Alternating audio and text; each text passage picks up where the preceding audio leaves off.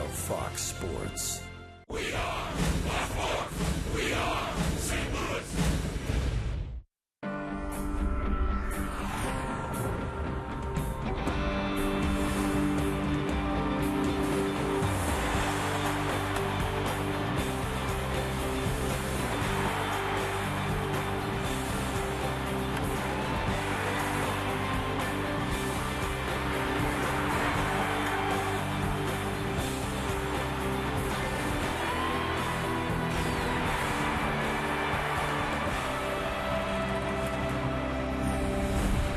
What an absolutely gorgeous afternoon for baseball here in downtown St. Louis. Families are here. It's Mother's Day. And this afternoon, the St. Louis Cardinals and the Milwaukee Brewers play in the rubber game of their 3-game series. And today, Major League Baseball fights breast cancer, and many of the players will be using a pink pad.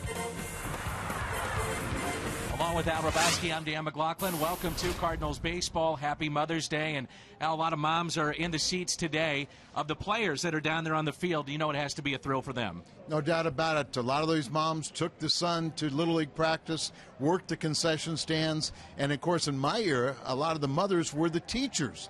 As you had baseball players were never around their kids, and it was the moms that taught a lot of those players how to be a big leaguer. Well, it's a special day with Mother's Day here at the ballpark. It's been a special weekend around baseball, a near perfect weekend. Find out what that's all about when we come back.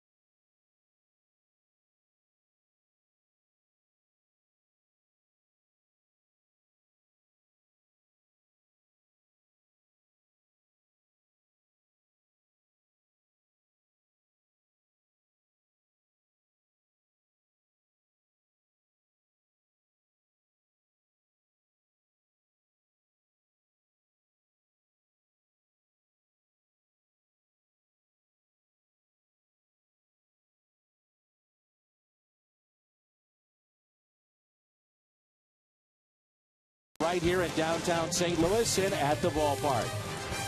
Well, pitching, the story around baseball, no doubt, this weekend. Friday night, Jaime Garcia retires 22 straight hitters before Betancourt breaks it up with a single to left. Then yesterday, Gallardo is his turn. He goes 7 straight innings without a hit before Descalzo gets one leading off the 8th inning. And yesterday we did see perfection as Verlander does throw a no-hitter against Toronto. And today it's Cal McClellan. He'll get the start for St. Louis. Beautiful day here in St. Louis. A look at Cal when we come back.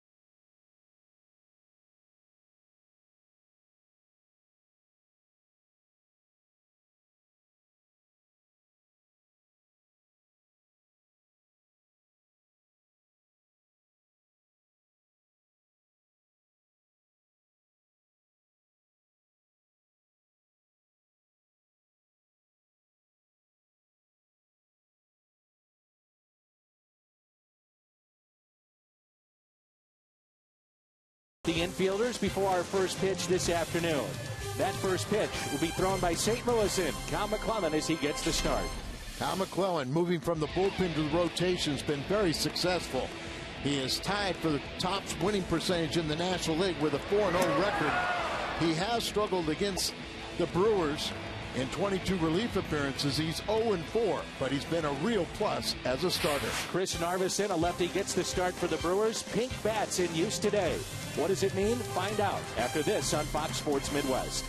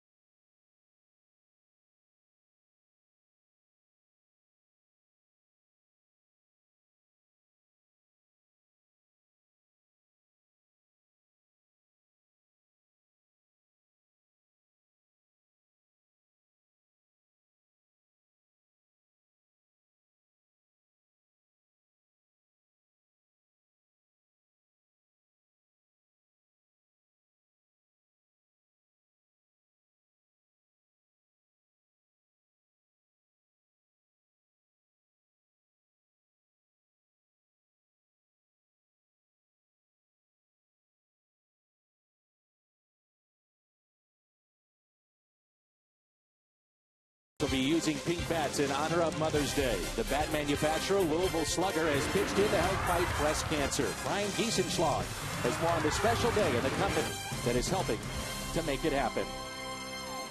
It's a business built on 127 years of history, and Louisville Slugger has always moved forward with a deep sense of the company's past. At the main factory in downtown Louisville, modern manufacturing coexists with a hands-on workforce that sees each bat move from carefully selected billets of wood to a shaped, branded, game-ready finished product. The fact is, we take a personal commitment to each player that uses Louisville Slugger. We want to make it to his specifications. We realize his profession is mainly failure, so our job is to make it as successful as possible. Every year, Louisville Slugger turns out about 750,000 bats here at their main factory. But every year since 2006, that production schedule changes just a little bit to make these pink bats used by players on Mother's Day. And it's all in support of the Susan G. Komen Foundation and the fight against breast cancer. The NHL had done some pink sticks, and MLB contacted us about the concept, and my boss came to me and says, Chuck, what are the odds of getting the guy to swing a pink bat? And I'm going, really? Into deep left center field, Mama Gomes! Mama Gomes! This is going to not get a run for Mama Gomes on a double by Johnny. And they said, why don't we do this? Let's put his mother's name on the bat, which I think will be the icebreaker the first year. And sure enough, we started doing it. The number of players using pink bats has almost tripled since 2006. And every year in mid-April, more and more are dipped by hand and packed and shipped to players in clubhouses around the country. Every bat is carefully made to that player's individual specs, but they're all exactly the same when it comes to the Susan G. Komen pink ribbon logo on the barrel and the shared commitment of everyone involved to find a cure for the disease that affects 1 of every 8 women in the United States. Unfortunately, we've all got some connection to cancer, and so I've had a lot of players who was very emotional, who have had a mother or a sister or someone that close to them go through the ordeal. And there's others that have had distant relatives or a family member who's in oncology. So you can see it in people's eyes. I mean, that it's a big deal to them to help, and we're proud to be part of that.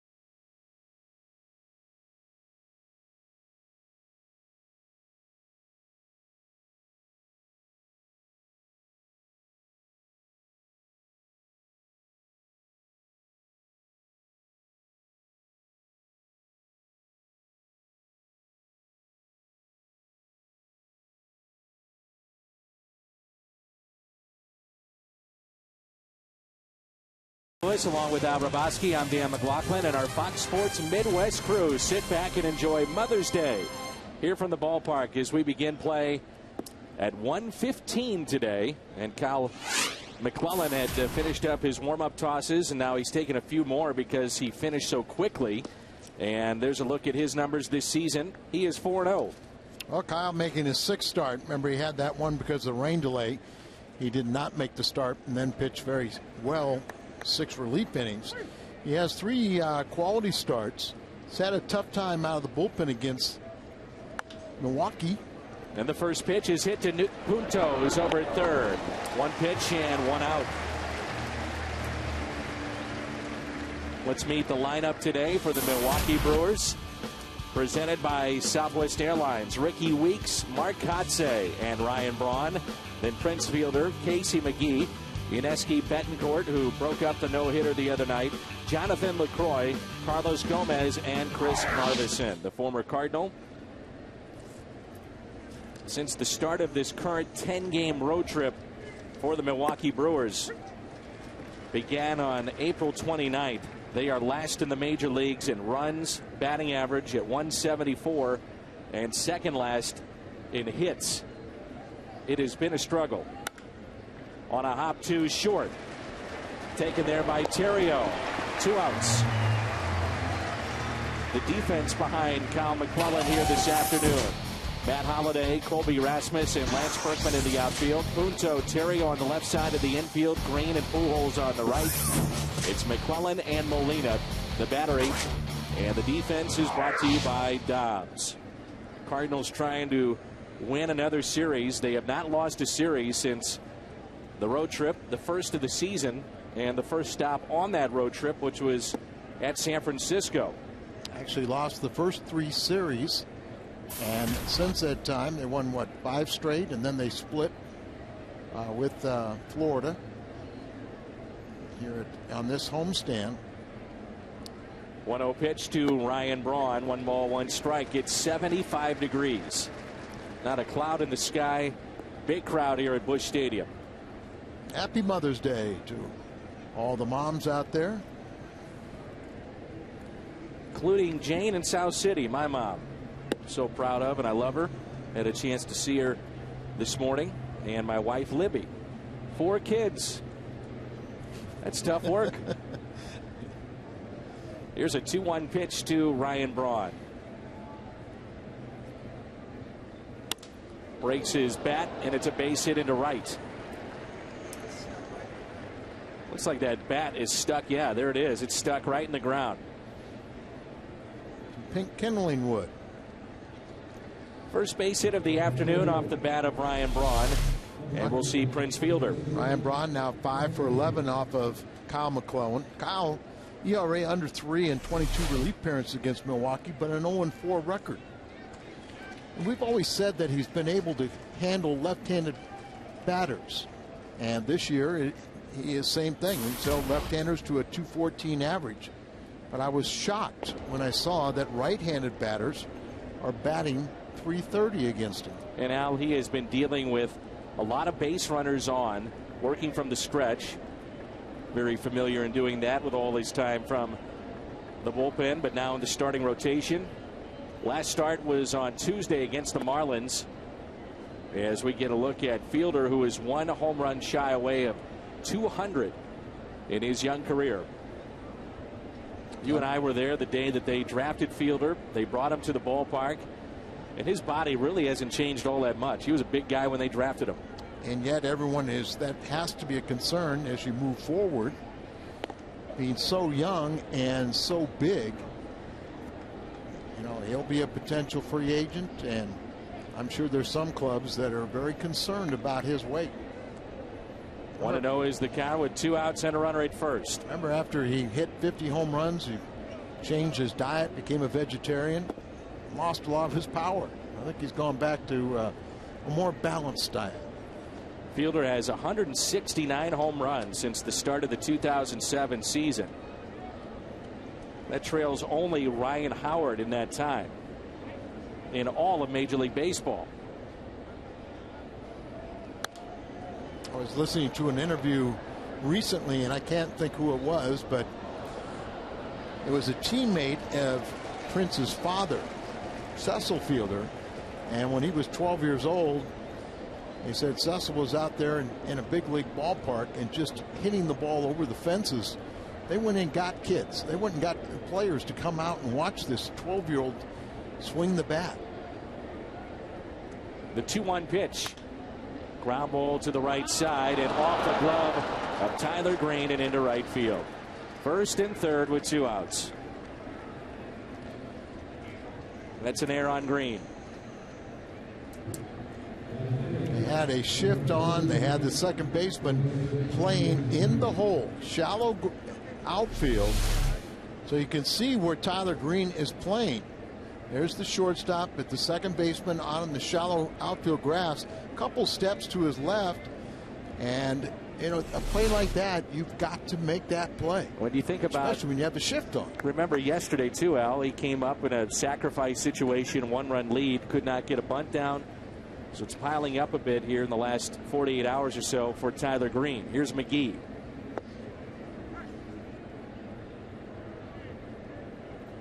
Runners at first and third. McGee is hitting .264, 2 home runs and 14 RBIs, 3 for 6 in this series. Pair of doubles.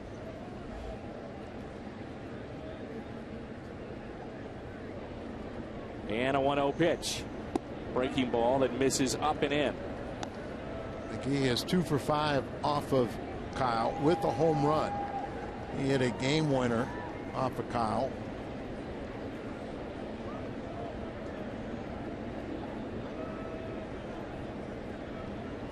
A 2-0 pitch. Outside and low. Betancourt is on deck.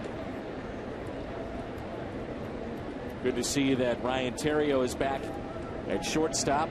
Had the day off yesterday. He took a pitch in his shin on Friday night. Sat out yesterday and back in there today. And that's a walk. So the air extends this inning. Now the base is loaded and Betancourt. What'll be interesting here, and Al and I have talked about it the last couple of days. Betancourt is a guy that a lot of times is a first pitch free swinger. In this case, though, bases loaded. What pitch does he want to throw here? Let's even take it a step further, Dan. When a guy is a first ball fastball hitter, the best pitch you can throw is a fastball. But you throw it well off the plate, allowing him to get himself out. He didn't have a chance on that breaking ball. It slipped. But obviously, if you got a guy like Betancourt that just loves to swing, you know, you don't throw him strikes. Even with the bases loaded, at least early in the count, you can pitch around the strike zone. 2-0, and now Molina calls time and out to visit. Yachty starting in every game of this series, and day off tomorrow. We'll be in Chicago on Tuesday, but the Cardinals do have more of a luxury this year with Gerald Laird as the backup and a very good catch and throw guy. Yes, and Gerald Laird has made 8 starts spelling Yachty. The team is 7-1 in those starts, and he has a catcher's ERA of 3.12. But with the off day tomorrow, and Yachty, you give him credit because he comes every day ready to play. Very, very durable, but Gerald Laird is a very, very capable backup and a good component on that bench. A 2-0 pitch.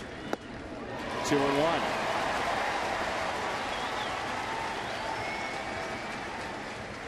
Like the cutter as he keeps this ball down. Betancourt came over from Kansas City. 2 balls and 1 strike. Popped up. Shallow center. Who wants it? Catch is made by Green. The Brewers strand the bases loaded. Their struggles continue in that spot.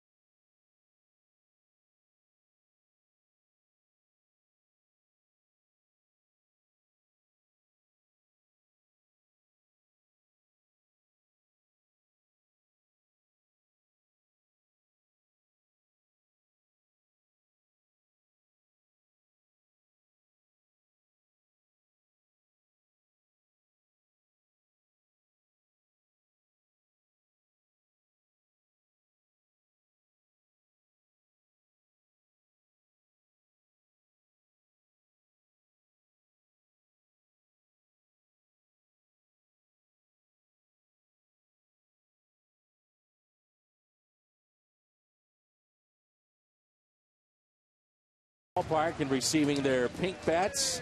Breast Cancer Awareness Mother's Day this afternoon. And around Major League Baseball, many of the players wearing those pins. And a look at the Cardinals lineup presented by Southwest Airlines. Terrio, Rasmussen, Pujols, followed by Holiday, Berkman, and Molina. Punto, Green, and McClellan. Cardinals will face a lefty today. He was in the Cardinals system, Chris Narveson, and this is his 7th start of the year. He's 1-2. Well, a second-round draft pick of the Cardinals back in 2000. He's bounced around a little bit the last few seasons, but he's found a home in the rotation with Milwaukee. Cardinals were shut out yesterday, and the Brewers have done that a bunch this year. Brewers have shut out their opponent now 6 times this season. They only had 7 all last year. Yep, and that's tied for the most in the major leagues this year. The Brewers and Braves, Phillies, all with 6. The Cardinals, by the way, are right there too. They have 4. I mean, you just don't look at them. I mean, we know their pitching staff has improved, but you don't look at them still as a 6 shutout team. 2-1 is hit out of play by Terrio. Back in his familiar spot, that leadoff spot in the lineup for St. Louis. The Cardinals as a team leading the National League, batting .286. Leadoff man, you always look at that on-base percentage, and right around that .350 mark for Terrio, respectable. Little grounder to short. 1 away. The defense this afternoon for the Milwaukee Brewers. Ron Gomez, who made an outstanding play in center. Kotze made a great one in right yesterday. Then McGee, Betancourt, Weeks, and Fielder along the infield. Narveson and LaCroix, the battery. That's presented by Dobbs.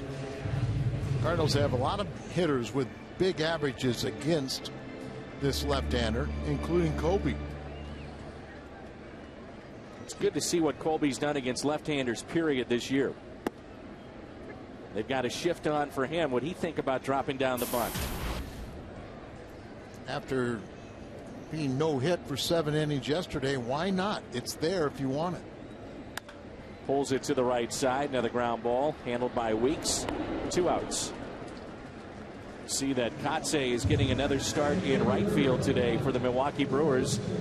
35 years young now, and there's even some talk that they might play him in center a little bit. But Corey Hart, Cardinals won't see him again today, Al, and he's been dealing with timing issues and trying to come back from a rib cage pull. So Kotze gets the start. Why not? He made a great play in right yesterday. Yeah, I mean, for the second time this season, Corey Hart's trying to really get geared back, because of injuries. One in spring training, then the rib cage pull.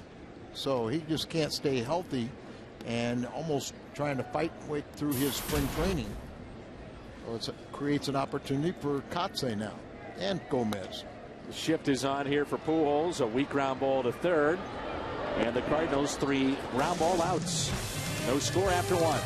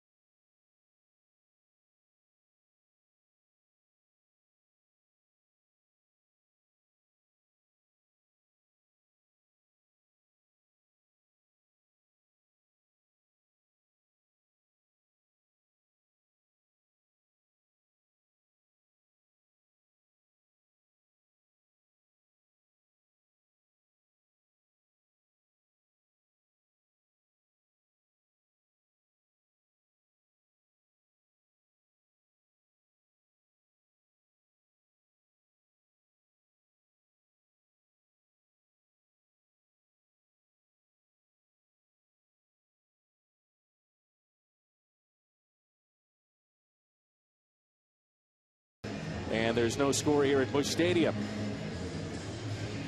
LaCroix, Gomez, and Narveson for Milwaukee. 7, 8, and 9 as Kyle McClellan pitched out of a bases-loaded jam in the first inning, and a ball that almost dropped in there in shallow center. Almost in no man's land, but because of the error to extend the inning, it's about another 10 pitches or so is thrown, and that could be an inning that cuts down his afternoon. McClellan, a 26-year-old right-hander, 4 straight wins in April, and last time out, 5 innings, 4-run start against the Marlins. Most runs he's given up in a start this year has been 5. He's been very good, and he's gotten a lot of run support. But I go back to what you're saying. He's pitched well enough that he had run support. He didn't need it all, as he has been granted the second most runs in the National League, just a shade over 8 per start. Just missed on the outside corner. First 2 outs in the first inning. It all told just took 3 pitches. It took 16 then to get that final out. That's what you're talking about there. That's hit out of play. Big crowd on this Sunday afternoon here at Busch Stadium. And when Kyle was in the bullpen, really didn't need to use all 4 of his pitches. So you'll see him use all 4 of his excellent pitches in the rotation. On the outside corner, first strikeout for Kyle.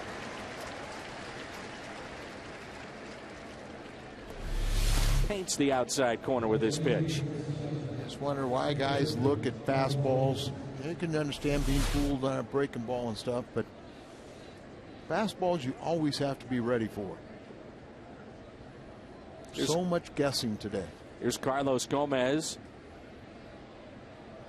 showing bunt, and he showed us a little bit of everything yesterday with his bat, his speed, and his glove. He made a sensational play the first inning yesterday up against the wall to take an extra base hit away from Colby Rasmus. Now he lines one into left field. Holiday won't get it. One hopper off the wall. Gomez digging for 2.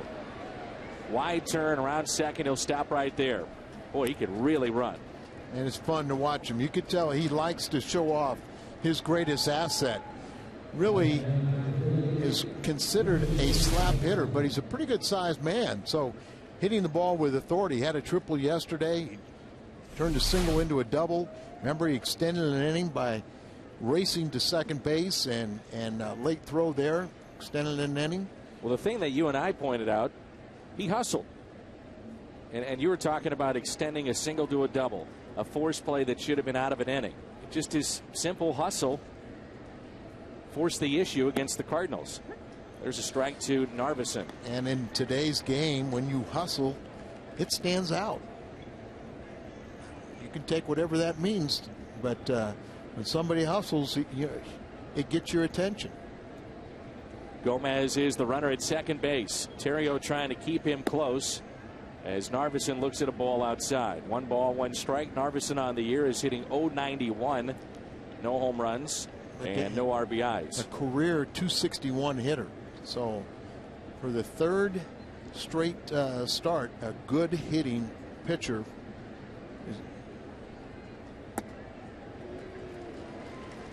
We've had some Wolf, Gallardo, Narveson. Now, Narveson doesn't have home runs like the other 2, but he does have that .261 average. Anything above 200 is quality. 1 ball and 2 strikes. Stays alive as Narveson was traded from the Cardinals to Colorado with left-handed pitcher Luis Martinez and also a right-handed pitcher Jason Birch to Colorado for a guy named Larry Walker. And obviously I have never heard of the other 2. So pretty good deal. Yeah. And Narveson didn't do much in Colorado or Boston, but he has become a very valuable asset in the rotation for Milwaukee. I believe he's 29 now. Special year in 2004. Cardinals, of course, would go to the World Series, and Walker stayed around 1 more season. On the outside corner, and a strikeout of Chris Narveson. Fox Sports Midwest and the Mission Continues are joining together for a series of community service projects. The first one, they will renovate the Able Senior Citizen Center in Rolla, Missouri. Learn more at missioncontinues.org. I think I'm going to show up in Rolla and learn a little bit more about that. Mission Continues. You're going to be a part of that, right? Throughout the summer? Various stops? Yes, I am. And my wife will say, let me do demolition only. Happy Mother's Day to my wife, June. Here's Ricky Weeks, leadoff man for Milwaukee. It's grounded out to third. He's 0 for 1. Liner to short. Terrio puts it away. Cardinals have Holiday, Parkman, Molina coming up midway through 2, and there's no score.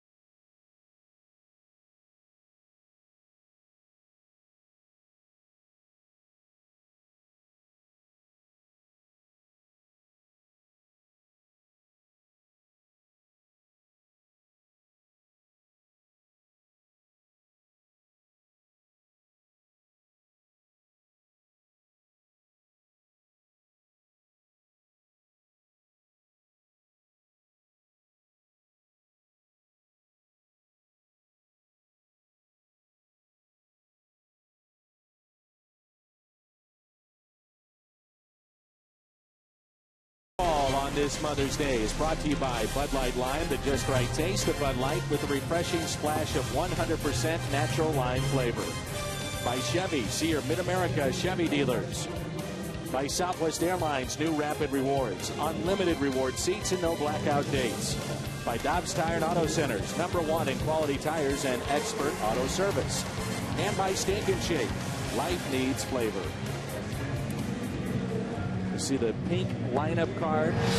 Tony La Russa, by the way, will keep all his lineup cards. And if it's a special game or maybe a guy hits a home run, makes an outstanding play, he'll have that particular player sign the lineup card, and he'll auction those off for ARF. And this one is going to Major League Baseball. Big bets coming up for the Redbirds. Holiday, Berkman, and Molina.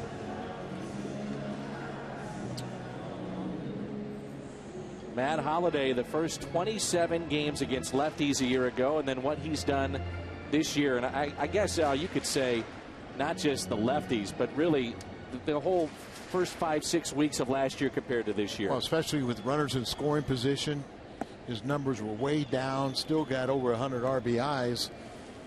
Had a remarkable season. You will find that you sign a big contract, that first year can be really perplexing. And I had a general manager tell me one time that when I sign a player, particularly a player for the first time makes the big money, I almost throw away the first year. Now that's hard to say, but Holliday did right the ship and had an outstanding season last year. 1 ball and 2 strikes. Most notable on that graphic, as you see, through May 7th this year and last year. But his slugging percentage against the lefties, just 176 a year ago. Now it's at 778. Evens it up at 2-2. And of all the hitters in the lineup today, Holliday probably has the worst numbers against Narveson. Just a .222 batting average. The 2-2 pitch. Holliday rips it into center field.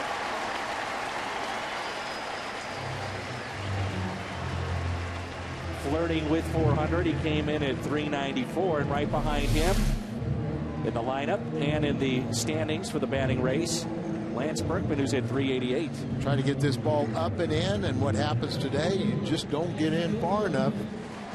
Even though he does have to bring those hands in a little bit, he's still so powerful. And the line drive over the head of Ricky Weeks for the first hit for our Redbirds. Berkman is wearing the pink shoes, using a pink bat. And the first pitch to him. Taken for his strike on the outside corner. He had the night off on Friday against Randy Wolf. Can we borrow those shoes and take them on the road trip with us? Depends on what he does today. Oh, come on. Wouldn't that be fun walking down Rush Street with those pink shoes? No. I'll let you do it, though. No. I'm not doing it. Now, my first season working with you, I think you probably would have made me do it. But no more. No more. Partner. That's right. One ball, one strike. He's had success against Narveson. Out in front of that pitch, 80-mile-an-hour changeup. Yeah, it's a changeup. They said his last time out he did not have that changeup. And when he has a changeup, he can make it a very tough afternoon on some hitters. We also have seen a very big strike zone. The 1-2 pitch. Consistently yesterday with Gallardo, and here in this at bat, they have stayed away on the inside portion of the plate with Berkman. Remember, he argued a strike call, third strike call yesterday on that outside portion. Talking about a different hitter, though, this year. The 2-2. Again outside and fouled away by Berkman. Today's hitters go up there with virtually no fear. Rarely are pitches thrown inside, but you can go up there knowing that it would be a mistake to be thrown at. So you go up there with great confidence. Most of the time you can look out away, out over the plate, and a hitter can't cover both sides of the plate, but when you can only have to cover one side, you should do a lot of damage. Let's see if Tony La Russa wants to start the runner here. You've got a guy at the plate with a very good eye and good numbers against Narveson, 4 for 7, and maybe jumpstart the offense after being shut out yesterday. Well, you don't like to do the hit and run. That's something Tony likes to do an awful lot, but he doesn't like to do it with the middle of his order because they're too good hitters. But the one thing too is you've got, most of the time you steal off a pitcher. If you're a good base runner, even with a left-hander out there, once you get his read, you can get a good jump. Not running, and a strikeout by Berkman. You can get St. Louis's 2 favorite destinations for one great price. The Cardinals and Six Flags double play combo. For just $55, you'll get a ticket to a 2011 Cardinals game and a one-day pass to Six Flags St. Louis. So get your double play combo at cardinals.com/Six Flags. Now here is a better combination if you wanted to employ the hit and run. Remember, LaCroix has only thrown out 1 of 14 base runners. So make sure he goes to the plate. You don't want to leave too soon. You don't want to leave on first movement. They know that Yachty likes to hit to the right field a lot. You got a big hole there holding on the runner at first. Al, there really is no consistent way that guys hold on a runner at first anymore. You look at Fielder, he's a step or two away from the bag. He's not even on the bag. So if you had that tag that was quickly back to first, he has to move his body with the baseball, but it does allow him, though, to get off the bag and get in better position.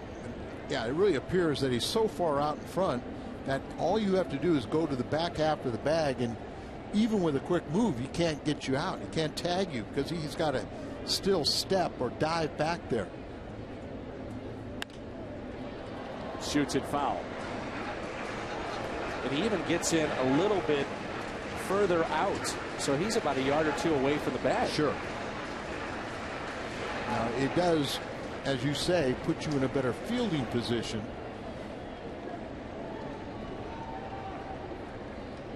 Molina's in the hole, 0-2. And not the best for the pickoff move. Throws the bat at it. That's a fair ball, and Molina is out, advancing Holiday to second.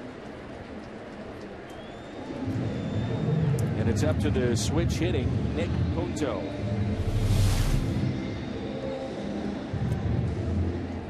Loading up on the backside, comes through with balance. Just a little dribbler off the bat as way out in front. Nick Punto gets a start at third base today. He's hitting .200, no home runs, and he's driven in 5. They shade him to the opposite field. Big gap in left center. And the first pitch is a strike with Tyler Green on deck. You know, Dan, Punto, not noted as a hitter. He's just a tremendous fielder at any numerous positions. But it is remarkable that he's even hitting .200 with no spring training, trying to get your batting eye on the fly. But he has made an impression with his glove. Wherever you play him, ball hit to him, it's a welcome sight. 1 ball, 1 strike on Punto.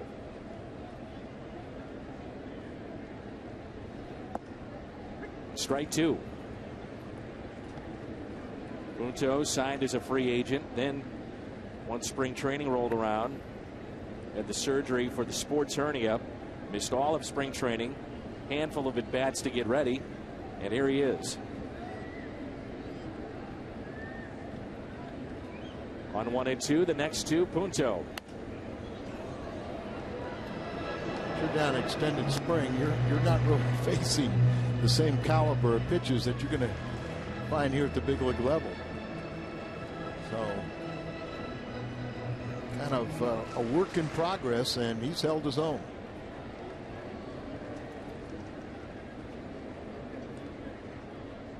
Another 1-2 pitch. On the inside corner, and Punto called out on strikes. 2 strikeouts in the inning for Narveson.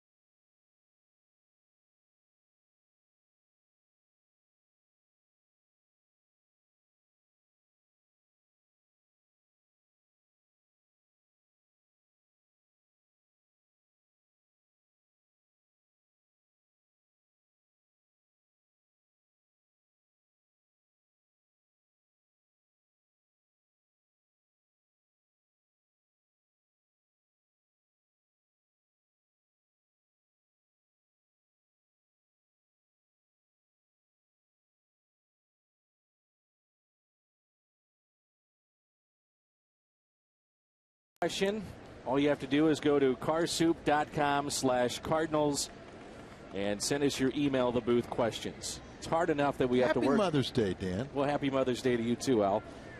Look like a great mom. That menacing mustache. Get to experience something that I'm really looking forward to today. The girls are cooking for Mom. Is that right? Yes. Do you trust the food? No. I want you to invite you over to be the official taster. I'm good. That's a pitch in the dirt to Kotze. 1 ball, 1 strike. The well-traveled Mark Kotze, now 35 years old. Fly ball into shallow left. Holiday hustling and makes the catch.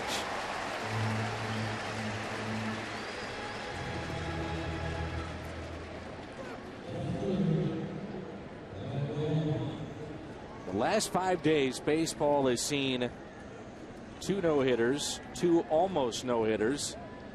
And last year, only 1 of the 6 no-hitters happened before May 8th, and now we have 2. And I think we were even missing Derek Lowe. He had a no-hitter going in Friday night, too, until late in that game. Anibal Sanchez lost a no-hitter back on the 22nd of April. This is popped up and playable. Thank you very much, Ryan Braun. I'll take that any day. Oh, no doubt. Braun is now 1 for 9 in the series after being named the National League's Player of the Month for April. Well, just to further the point, since the start of the 2010 season, there have been 8 no-hitters. And there were only 8 no-hitters from 2005 until 2009. As Fielder takes a ball. So in this series alone, it's been Jaime Garcia.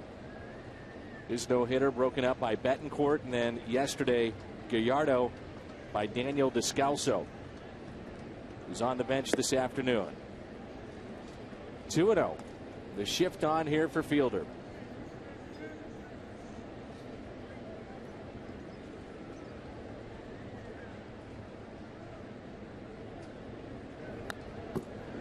Big rip by Prince and fouled back. 2 balls and 1 strike. Team struggling offensively like they have. Braun is the one guy, even though he's been quiet in this series, he's had a decent road trip. I would not want to see him bunt his way on. He could put one out of the park. In a way, Stargell. Cardinals used to put a similar shift on for Willie Stargell, 3 infielders on the right side. And I'd tell Willie, I said, if you bunt off me, I'm going to meet you at first base and we're going to fight. And he'd look at me like, you sawed off fire hydrant. What are you talking about? You know, I'm 6'8". You know, but I wasn't designed to walk him either. Second walk issued by McClellan. Well, it's interesting to see how the Brewers have used it so much, even in this series, and we understand that that's something they've done all year, really looking at the charts and the video and more shifts. And back in your day, it would take a guy like Stargell. He'd be the one that you might put a shift on for, but you wouldn't see it very often, would you? No. That's slowly hit. Playable. And out is McGee at first. Tyler Green, Kyle McClellan, and Ryan Theriot coming up. The scoreless ball game.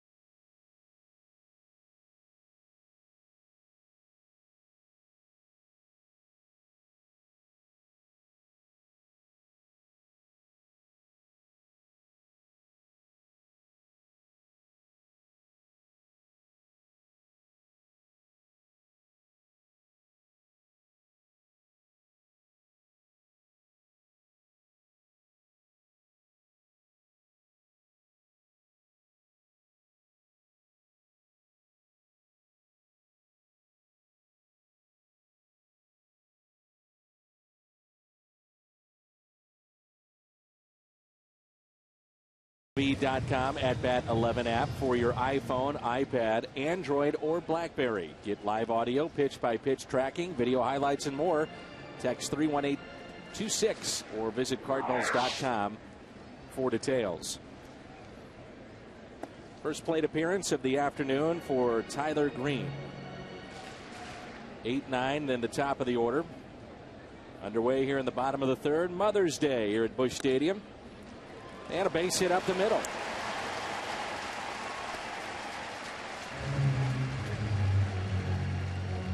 second base hit for the Cardinals this afternoon.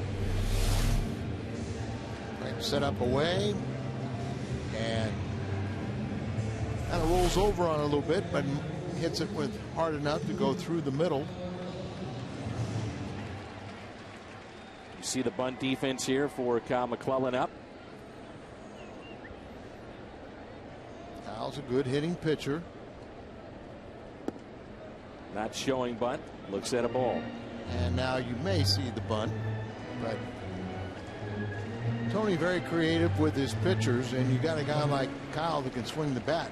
You also have good speed out there in Tyler Green, so you may see a little run and hit.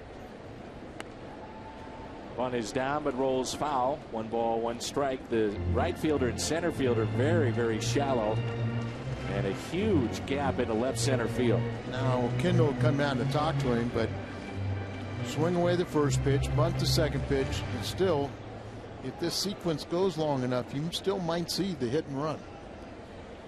In the case of Tyler Green, because of his good speed, it would, run and hit. 1 ball, 1 strike. McClellan squares. Gets the bunt down. Fielder only plays to go to first. Sacrifice is good. 3-4. Brings in Terrio, who grounded out to short his first time up. Very good for him. You see how the knees are bent. You just let the bat catch the ball. Have soft hands. You don't stab at it. When the ball makes contact with the bat, you have such loose hands that it just comes back naturally into your hands, deadening the ball. Just have the proper angle where you're out in front of home plate in fair territory, and you can get the bunt down, and it doesn't have to be a great one, just deaden it. 1 out, runner at second. Terrio is swinging a miss on a changeup. You say that when Narveson is right, he's able to spot his fastball and then has a very good changeup. Yeah, if he has a changeup, it makes everything else work. Changeup keeps you off the fastball. He'll have the breaking ball that'll come in on the right-handed batters, but predominantly away. Little check swing, hit to short. Terrio is retired. Advancing on the play. Tyler Green to third, and it brings in Colby Rasmus. Betancourt, pretty valuable shortstop, traded from Kansas City in exchange of shortstops and other pieces. I'm looking forward to seeing the Kansas City Ball Club. They've got an awful lot of young talent, and they're holding their own right now. Here's Colby. Off the end of the bat and fouled back. Chris Narveson made his major league debut, you might remember, with the Cardinals. He appeared in 5 games in 2006, and he owns a World Series ring. Next 2 years down in the minor leagues, came up late in 2009. Ricky Weeks to his right, and Colby is retired. The Cardinals have stranded 2. Milwaukee has already stranded 5, and after 3, there's no score.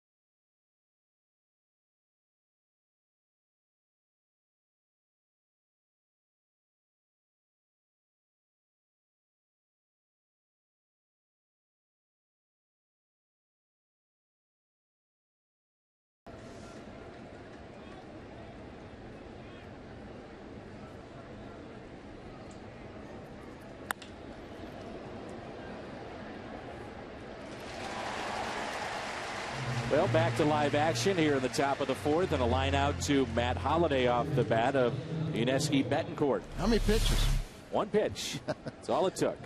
Well, we've been told that he's going to go up there swinging at the first pitch and hit the ball well, but a line out. A nice play by Holliday. So true to form. One pitch, one out. Here's LaCroix, who was called out on strikes on an outside pitch that caught the corner his first time up. Takes a pitch a little bit low. He is now their everyday catcher.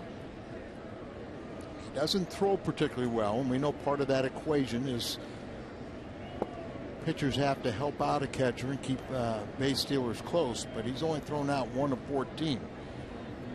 So we'd have to think that should be something that the Cardinals should try to take advantage of, and they haven't in this series yet. LaCroix with a base hit into left center field. 7th place hitter, 1 for 2.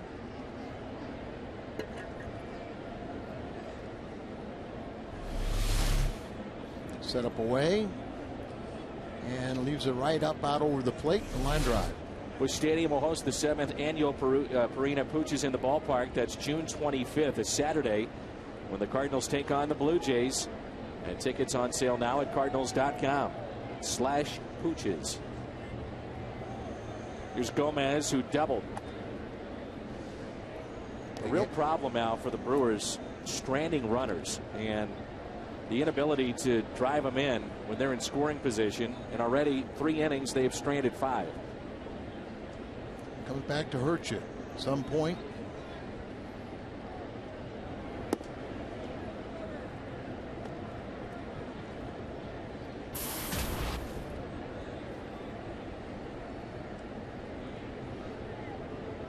Carlos Gomez hit .247 in 97 games a year ago with the Brewers. I mentioned, Dan, that he's considered a slap hitter and a guy that'll utilize that speed, but for a guy that's of his stature and his size, you would think he could stand there and swing the bat, and he's done that in this series. He hit the ball with some extra base pop. Pulled foul. He was considered one of the top prospects of the New York Mets, and back in 08 he was traded from the Mets to Minnesota. He was part of the Johan Santana deal, and then traded to Milwaukee by Minnesota, part of the J.J. Hardy deal. So a lot of people see that immense talent. He's had a tough time holding down the center field job with Milwaukee, and now getting another chance because of Niger Morgan's injury and disablement. And remember, last year only played in 97 games. Edmonds took playing time away from him. Lorenzo Cain, sure, who is now a member of the Royals, part of the Greinke deal. So Gomez a chance really to establish himself here this season. The count is full. Let's see if they want to start the runner LaCroix from first. Narveson, the pitcher, is on deck.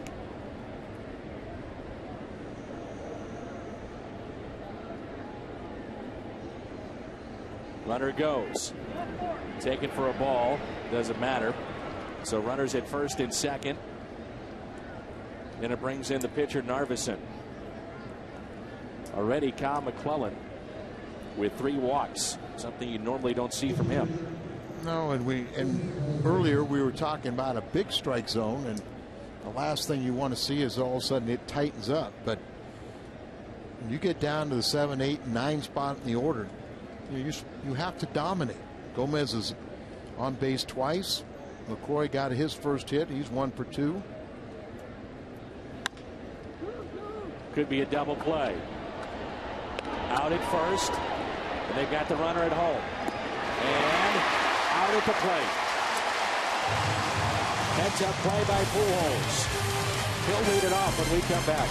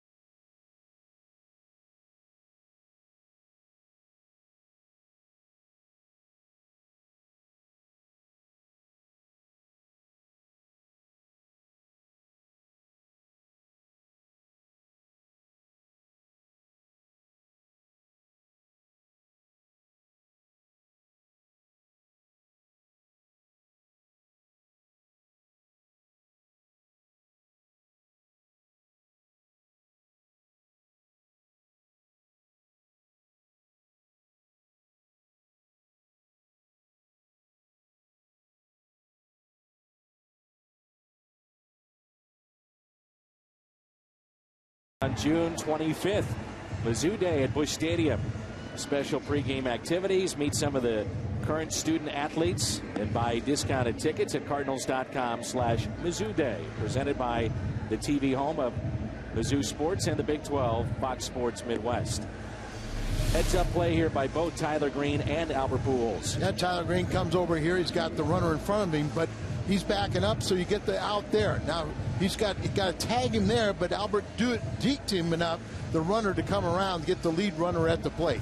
If you get that run down with a runner between first and second, that run could sneak across before you get the tag out, and the run would count. So Albert went ahead, sealed off the lead man, and complete the double play. By the way, Anibal Sanchez, a no-hitter through 6 today for Florida against Washington. Just continue the theme. The theme, yeah. So we'll keep an eye on that. Just said hello to Gene Gieselman, the Cardinals' great trainer, and made me think about, when we talked about Friday night, Jaime Garcia had the retired 22 straight batters, end up 7 1/3, and the last time the Cardinals had a pitcher that went longer was Danny Cox, 7 2/3 back in 1985. And I know Danny's with family and friends right now. Wishes his wife Nancy a happy Mother's Day, but also Kyle, his 21st birthday. Look out, Kyle. Be careful. 1-1 pitch. Shift is on, and Weeks will make the play. So Pujols is 0 for 2.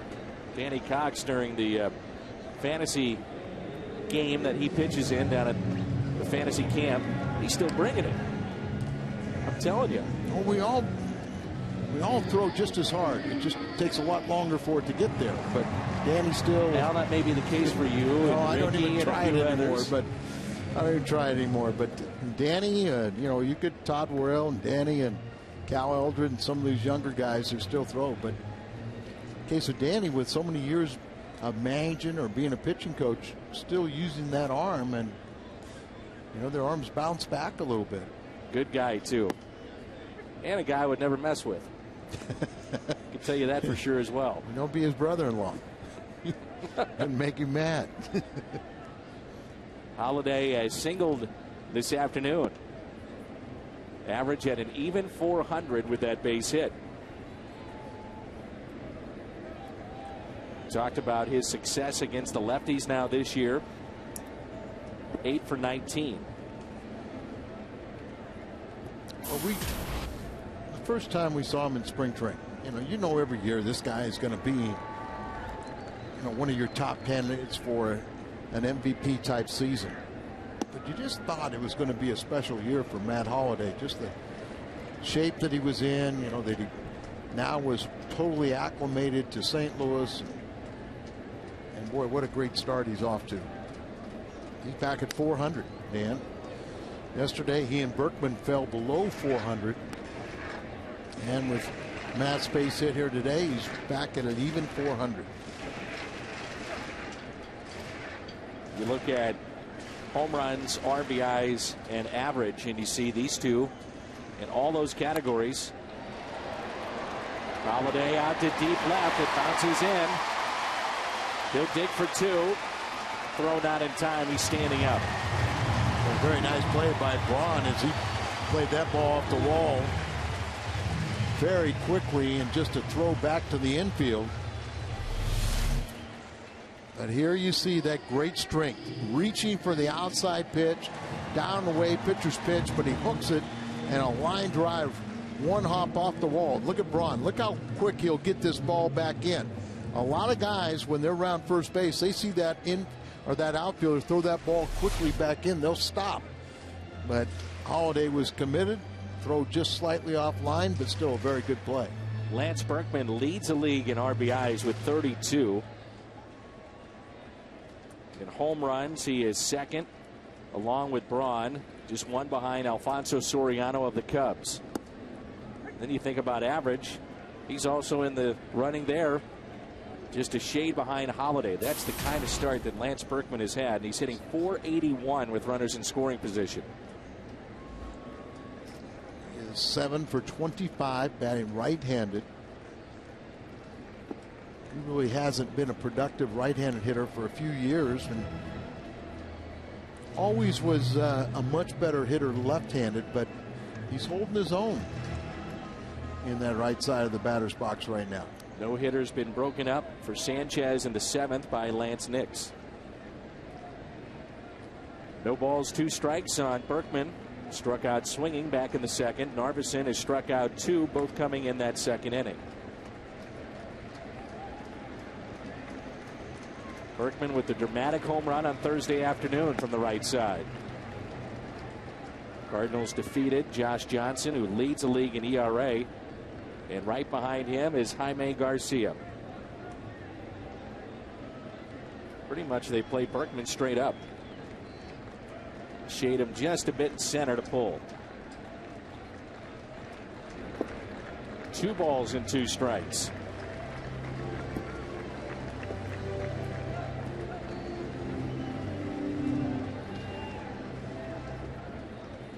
Sometimes you can get carried away with those shifts. It did pay off earlier in this inning against Pujols as they took a hit away from him with Ricky Weeks, the second baseman, behind the bag. Out of play. Stays at 2 balls and 2 strikes.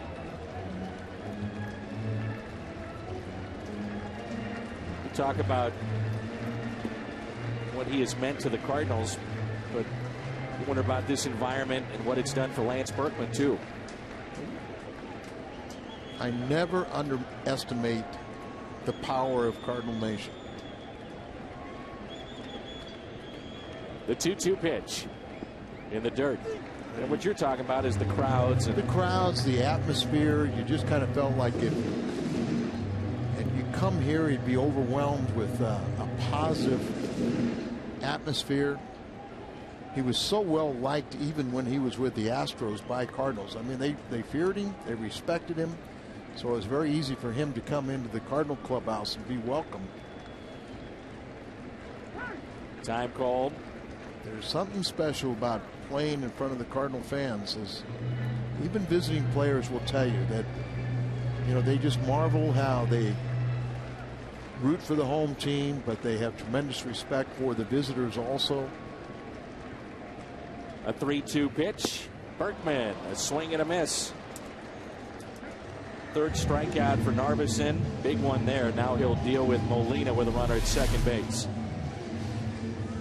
3 strikeouts. Twice he's gotten Lance. And a little bit out in front on an off-speed pitch. Molina last time way out in front on an off-speed delivery and grounded to 3rd.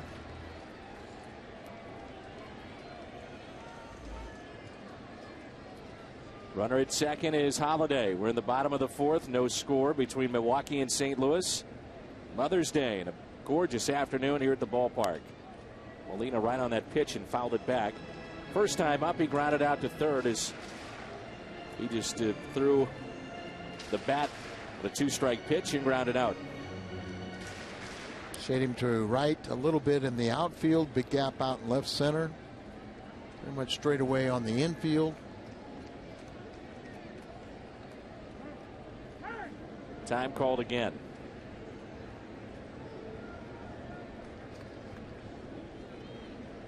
Tony La Russa saying today, with the off day on Monday, road trip coming up, Chicago beginning on Tuesday night at Wrigley Field, and then we'll be in Cincinnati. You could see all the big guns play every day. That means Pujols, Holiday, Berkman, and possibly the man at the plate, Yadier Molina.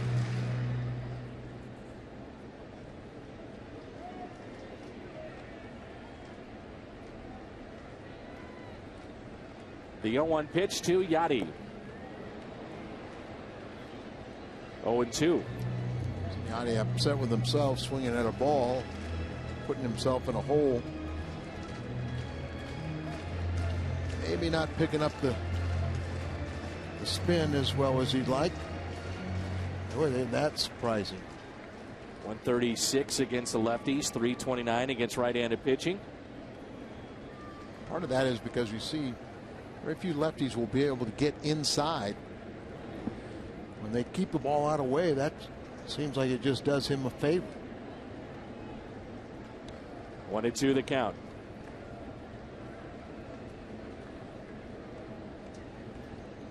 He's caught Iverson, so he has to be well aware of the pitches he has and how effective his changeup can be.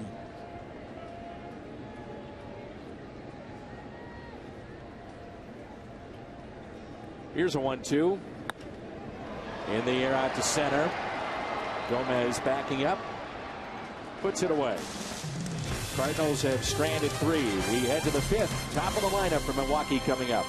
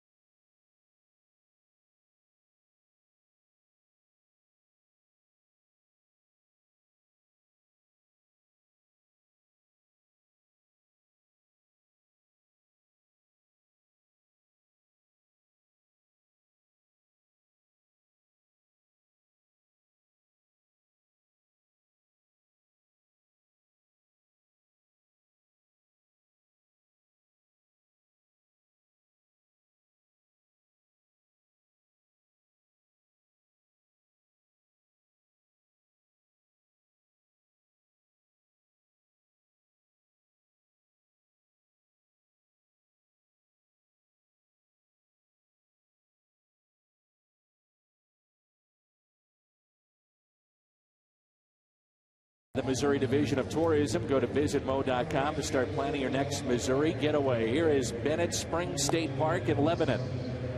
The park contains the state's 3rd largest spring.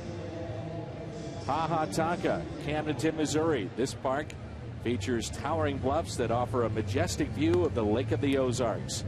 And the Katy Trail in central Missouri, 225-mile bike path stretching across most of the state of Missouri. Find out more at visitmo.com. Al Raboski, Dan McClellan with you.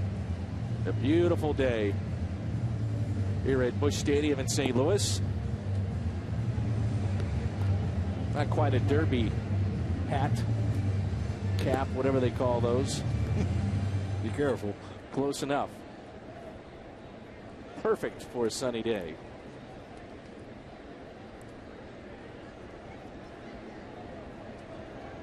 Kyle McClellan again pitching into the 5th. He'll get Weeks, Kotze, and Braun. Only 56 pitches, so very economical. That's with the error in the first inning. Right. We said extended it about 10 pitches extra. Weeks is 0 for 2. He's grounded out to 3rd. And also hit a screamer to short and lined out. And takes a pitch a little bit low. It's now 1 for 10 off of Kyle McClellan. We will get our first look at the Cubbies on Tuesday night. Chris Carpenter and Carlos Zambrano. Good pitching matchup. Taken there by Tyler Green and got him.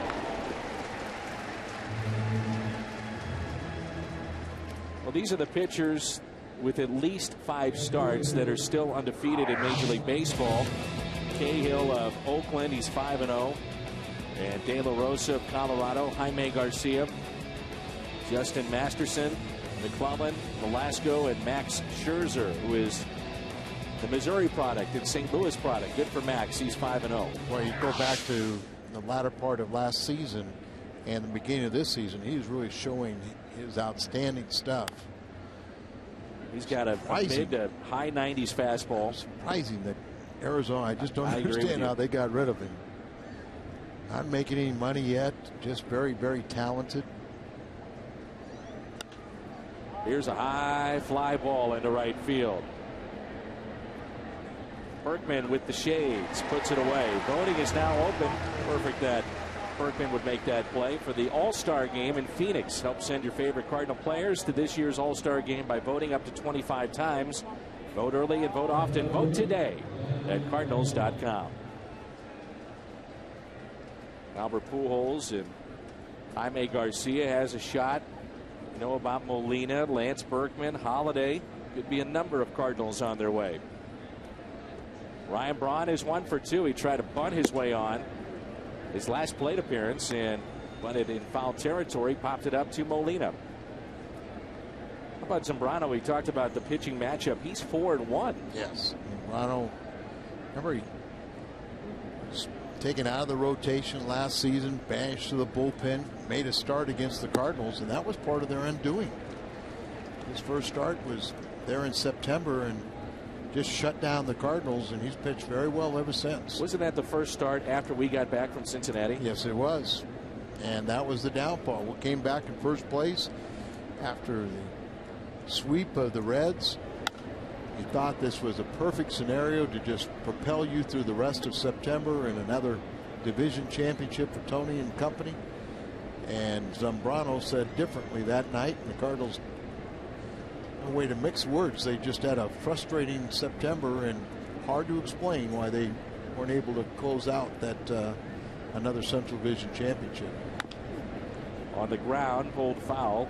So it's 2 night games and then a day game in Chicago. And the reason I say that is because the Cardinals were the better ball club over Cincinnati. Cardinals won 12 of the 18 meetings with the Reds, but they just had the hard to understand scenario. They couldn't beat sub 500 teams. They were under 500. There's a curveball hit to the left side, deep in the hole. Terrio makes the play. Punto, Green, McClellan coming up. Midway through 5, you're watching Cardinals baseball on the home of the Cardinals all season long. Fox Sports Midwest.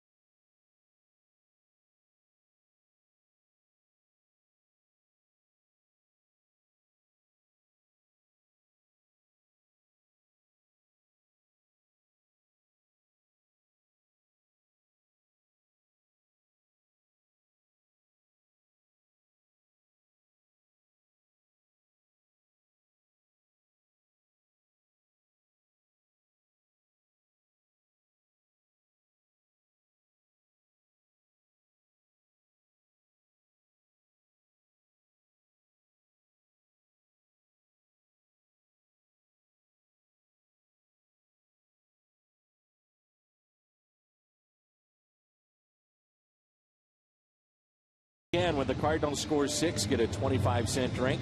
The next day, all day at On the Run at Mobile. That's any 20-ounce coffee, fountain, or frozen drink for just a quarter. And we're serious at On the Run at Mobile.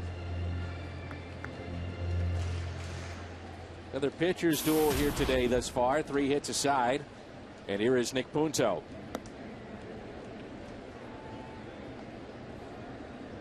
I know some fans are curious about Chris Narveson getting a World Series ring. Well, he did appear in 5 games, and if you have helped the club in some shape, form, fashion, the course of the season, you're part of a championship team. And the Cardinals were very, very generous. I believe in 06 they gave out 400 rings.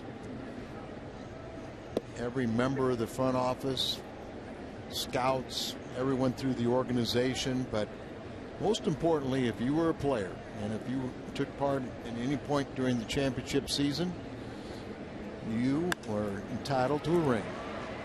Slices foul out of play. Punto is struck out today looking. That was back in the second. The Cardinal hits today. Holiday with 2, Green with the other. Now the shares get split up a little bit more and voted on only by the players that have been there the entire year, and then they will award portions to the guys that came up in September or came up during the course of the season. Explain a share. Well, it'd be obviously you have 25 players, you have a manager, you have your coaching staff, so they all get full shares, your trainers, and that's the pot of money that's that is paid the postseason. The postseason, the first 4 games of World Series all go to the players, and so if the World Series share, depending on how generous the players are, how many shares that they full shares they give out. Base hit by Punto, who is 1 for 2. We turn to our trivia question this afternoon, presented by AT&T. Tyler Green will dig in. Who are the only 2 players to hit 2 home runs in the 1982 World Series? McGee and Simmons, and Willie took one away. And of course, Teddy was playing for Milwaukee at that time. Really put a big trade. That way, that's a perfect example of an off season prior to 82. In the winter of 81, the Cardinals and Milwaukee put together a big deal, and like most good trades, it helps both teams, and then they both reached the World Series. Since that time in 1982, it's been 29 years. The Cardinals, that may surprise some because at times the 90s weren't all that great, but the Cardinals' overall record since then, 4th best in baseball. And Milwaukee is 25th best since that time. 1-0 pitch, instead another check.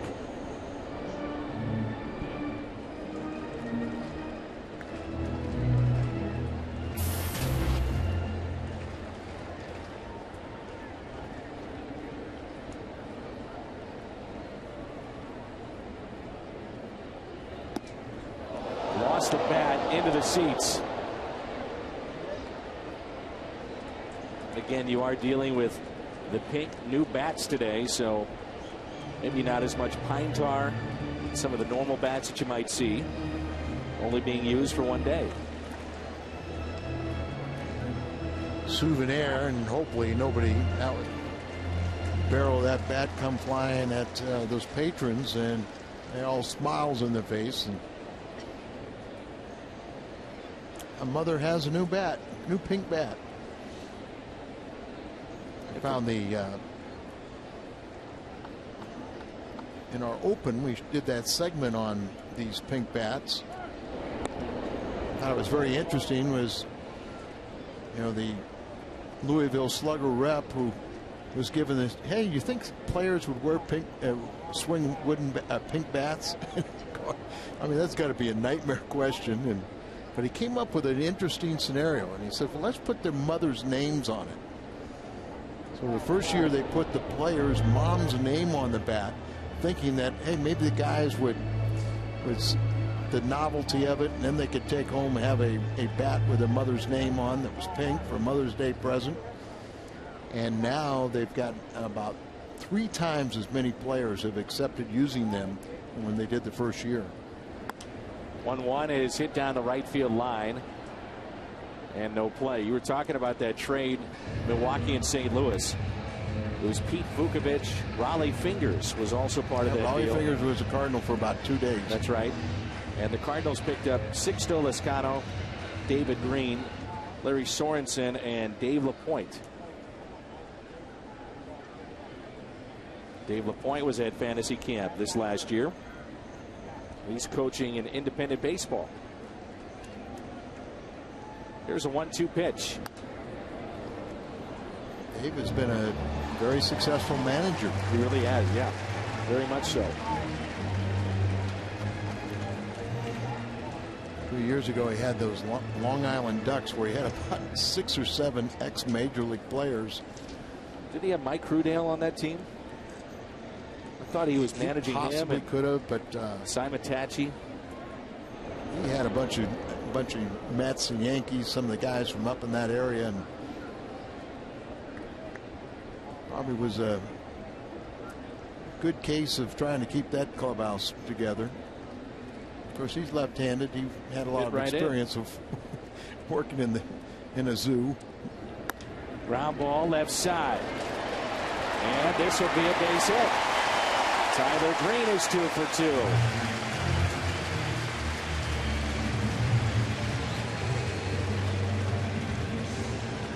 And again, talking about 1982 when these two teams met. Since that time, the Cardinals have 53 playoff games won. Milwaukee just won. That was a couple of years ago. They went for broke as they picked up the big man CC Sabathia. 4 pennants won and a World Series won for the Redbirds back in 2006.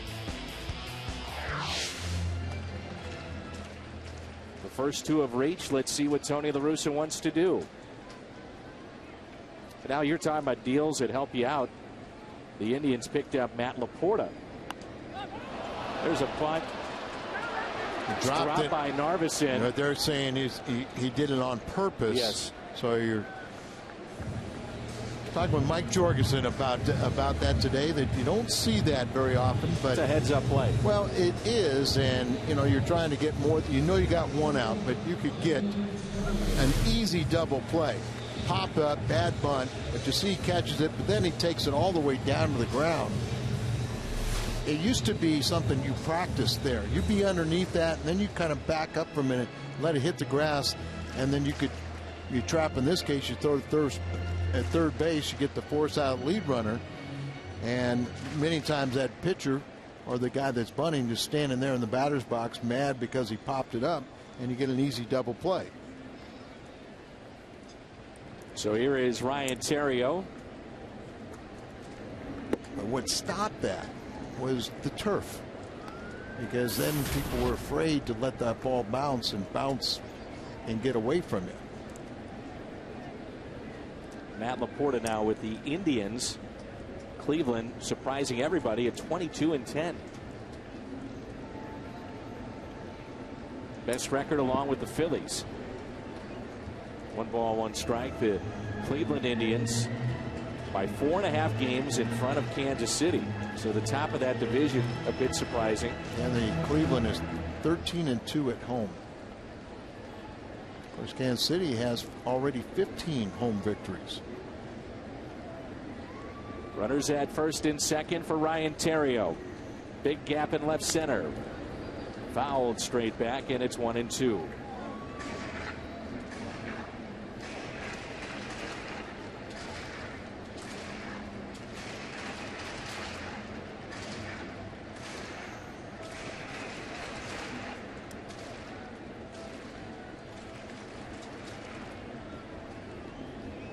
Brewers came in on a losing skid. 6-0 loss on Friday night. Good pitching yesterday and again today. Little chopper to the left side. Narveson spins, throws, and makes the play.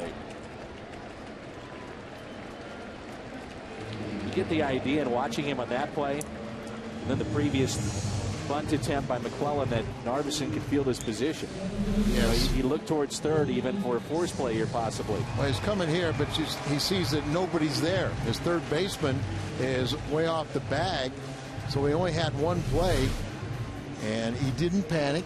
Just got the ball, collected himself. He looked to see he get the lead runner. His defense wasn't there for him, so he just turned around and got the batter. Pitch count at 75. 52 strikes today by Narveson. So he's been around the plate majority of the time. And here's Colby Rasmus. Rasmus twice is grounded out to second. He is 0 for 2 today. Best opportunity for the Cardinals right here. He's only hitting, though, .214 with runners in scoring position. Yeah, Colby came in with 5 for 14 off of Narveson.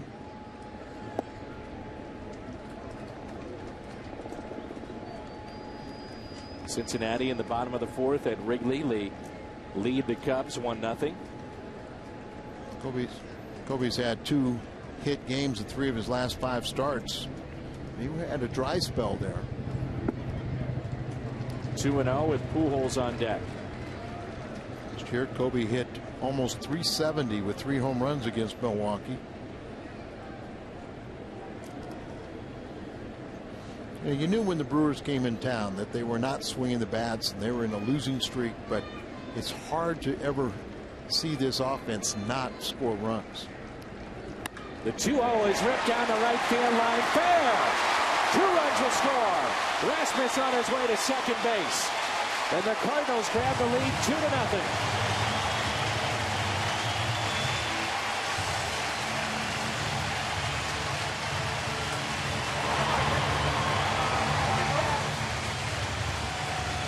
We talk about how Kobe's so much better against left-handed pitching. Tougher at bats, and error in location. Snarvison throws that ball down in the middle of the plate, and he just smokes it down into the right field corner, scoring 2. Just a little cutter out there and just keeps it down, but a little bit too much of the plate. Not far enough in or away. Here is Pujols with a runner at second. Bounces in front of the plate. Good stop by LaCroix. And Colby Rasmus now has jumped up to 14 RBIs on the year. And it's another key 2-out RBI base hit. It's been the theme of the Cardinals. And see, really straight away in the outfield, but their shift is more in the infield, where Ricky Weeks playing the second baseman, playing very close to behind the bag. It paid off last time up. Pitching How hard way. Do you think it is right now, Al, for Pujols not to press? He looks up, he's hitting .242. He's in one of the worst funks of his big league career. His career is off the charts. It's just hard to. With someone else, it's a real simple. Yeah, it's really playing on his mind.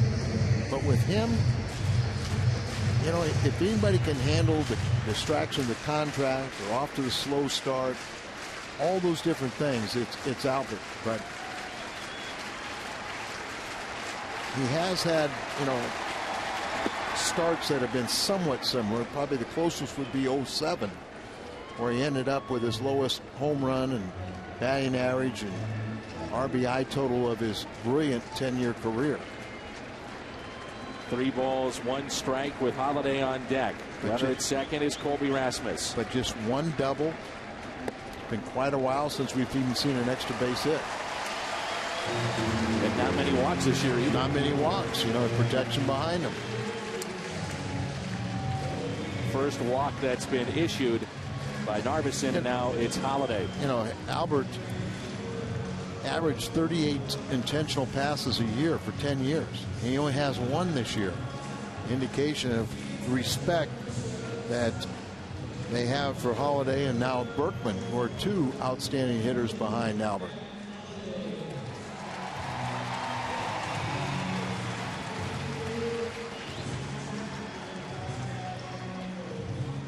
Heading to the Windy City of Chicago. Carpenter and Zambrano. Remember that a few years ago? Zambrano hit him, and then Jimmy got him back. So Zambrano, what do? You hit him again. Always fun when we head to Wrigley Field. What's on Tap is brought to you by Budweiser. And now it's Matt Holliday. Runners at first and second. 2 outs. First pitch to him. Take it for a strike. Holliday this afternoon. 2 for 2 with a single and a double. Well, it's fun to watch Zambrano pitch. See if he's going to, stay in control. The flair of Carlos Zambrano. We're going to have 2 very fiery competitors on the mound that day. See the numbers there with runners in scoring position, what Matt Holliday has done this year. Average up to .406 with 2 hits. He's 16 for 32 in this spot.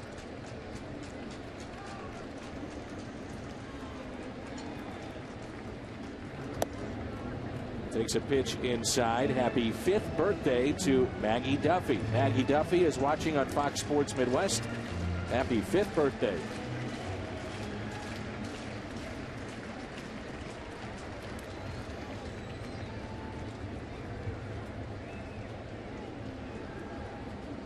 The 1-1. Foul tip for strike 2. Off speed pitch. Slow breaking ball there, and he almost came out of his shoes.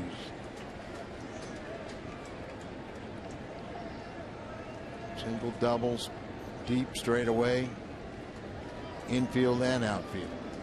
Those infielders are wishing they could play about 10 steps deeper in the grass.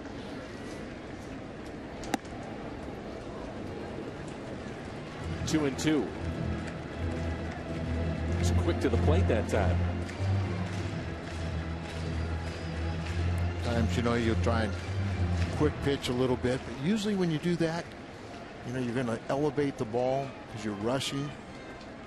This will be pitch number 88 to Matt Holliday. This is in, full count, runners off to the next pitch. Young pitchers, you never try to get into that 2-out, 3-2 pitch. Got runners on, they'll be running, so now base hit, you know, and all of a sudden these guys get an extra base. Strikeout of Holliday.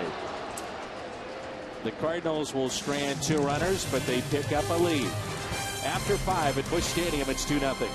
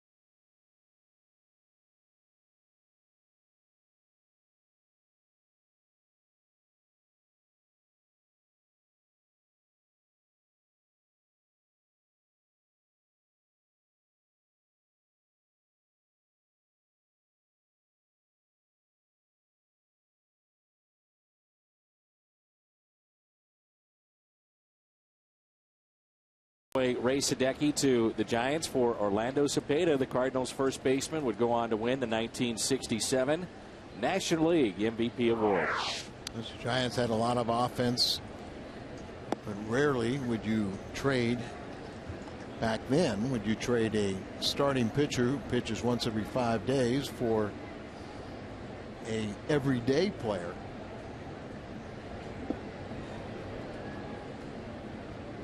Because those Giants were loaded with offense, needed pitching. Sadecki came back to the Cardinals later, and we played together. What a great teammate he was. See the grip on the curveball, pulls down on it. The Baby Bowl, Orlando Cepeda.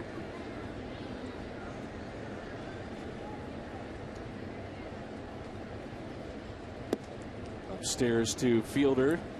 3 balls and 1 strike is McClellan working very quickly to start the top of the 6th here. Maybe too quickly if you're falling behind in the count. Shift on for Fielder, the next to him. Ground ball, the shortstop Terrio on the second base side. It works out. The shift pays off. Our carsoup.com email the booth question.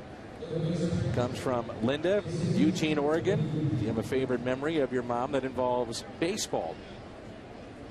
How about you, Al? Nothing comes to mind. And on a sentimental day, thank you, Al. Well, I'm not going to make up one, but... Now, your mom never took you to practice? Oh, she took me to practice all the time, worked the concession stand.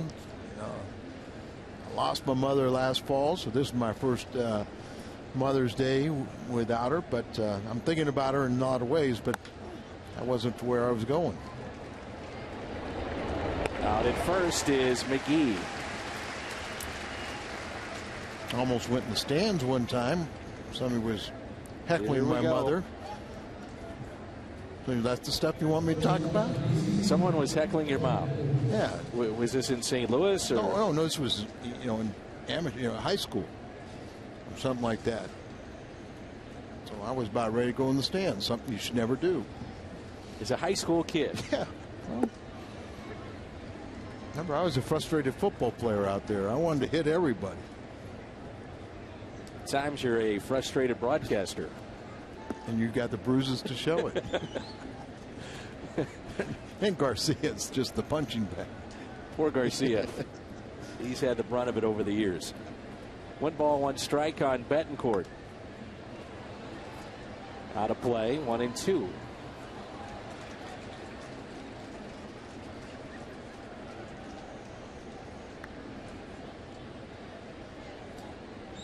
I'd hate to think how many times my mom took me to a baseball practice, baseball game, and had to sit through all that. The problem, countless. The problem I'm thinking about is my mom didn't drive. So I'm trying to think how I did get to baseball practice. Probably walked. What is wrong with you? You can't remember how you got to baseball practices? I said my mom didn't drive, so I'm trying to think how I got there. We were back there in the buggy stages, Dan, where you had to walk through the snow to get to baseball practice. That third out didn't come quick enough. It's 2-0 St. Louis.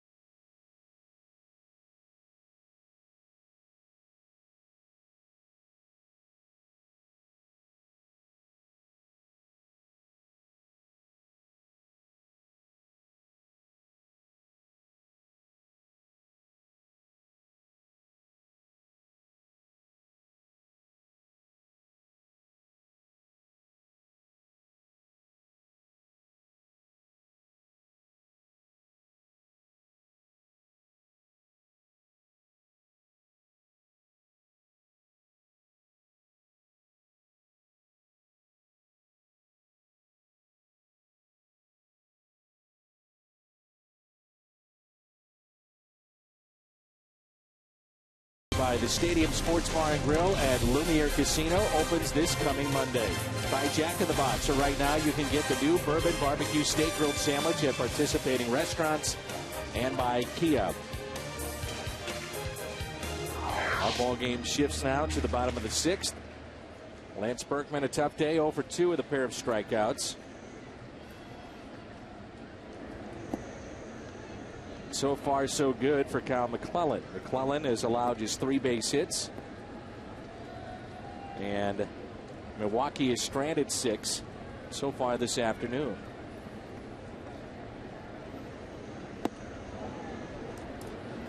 Yeah, you always wondered about Kyle. He wanted to be a starter.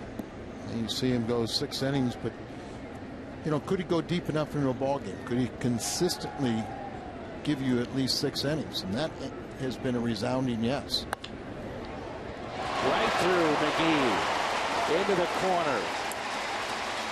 Berkman hustling all the way, diving headfirst into second base. Ball was a rocket and right through the legs of McGee, who's shaking his head. But the hustle turns an out into a 2-base error. And that's the way the game should be played. Hit hard, but right through the legs. goes down in the corner, but leaving the batter's box. Berkman, not only is he happy with reaching base, but he turns it into a two-base error and puts himself in scoring position. Here's Molina. Fielder way off the bag at first base. And playing in along with McGee. This might be the time where you let Molina swing the bat because he goes to right, and also might pick up a base hit. Yes. You know, you understands the situation. There's a lot of holes for him, but he can hit that ball the right side. Showing bunt here. 1 ball, 1 strike. .313 average in this spot. When you're asking some guys to do something, you kind of think it's stretching the point. But for Yachty, you know he knows the situation. Gets the job done. LaCroix to Fielder. And the sacrifice is good. But your point is they take the bat out of his hands, a guy that couldn't, you know, is in Tony's mind is one of the better RBI guys. And now you bring up the lower part of the order. You still assume you're going to get a sac fly at the very least from Punto, Green. Punto has been called out on strikes back in the second. Singled and scored in the fifth.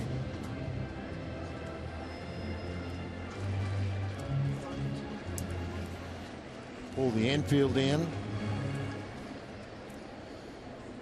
This is one of the few times you want Punto to hit the ball in the air. Takes a strike. Tyler Green is on deck. Punto 1 for 2. Green 2 for 2.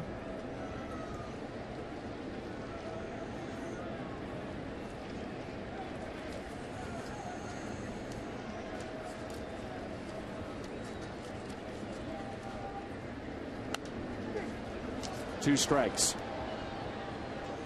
A couple years ago, Tony really employed the squeeze play an awful lot.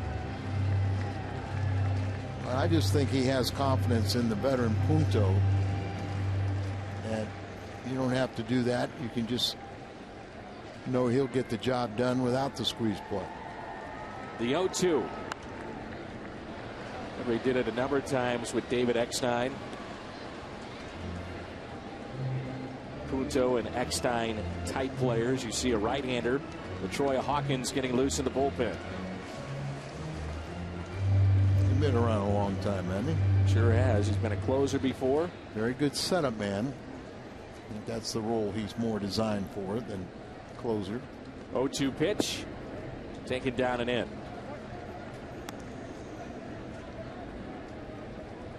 Punto trying to give the Cardinals a 3-run lead.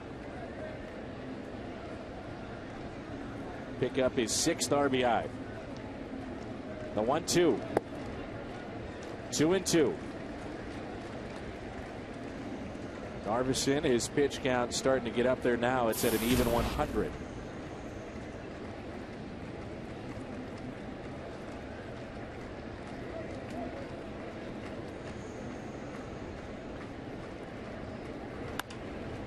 Out of play.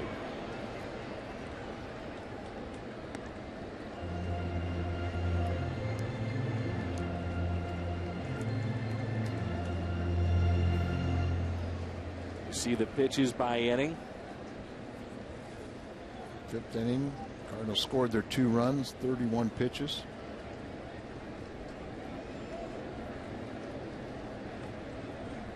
The 2-2.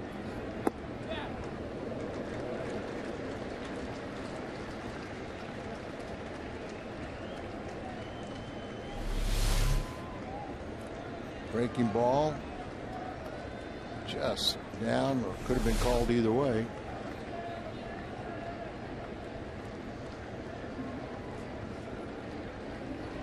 Punto in the air to center. Berkman will tag up. He'll score easily, and the Cardinals have a 3-0 lead. RBI number 6 for Nick Punto. Tony takes a little sigh of relief because that's what he was hopeful. You know, hoping that at the very least you get that sac fly. and you get rewarded by doing so. May 28th, the UEFA Champions League final comes to Fox. Rematch of the 2009 final. Saturday, May 28th, 1 o'clock in high definition. A lot of times when you ask that player to squeeze, you kind of tell him that we don't think you can get the job done in. Tyler Green, 3 for 3 today. And at least he extends the inning to Kyle McClellan.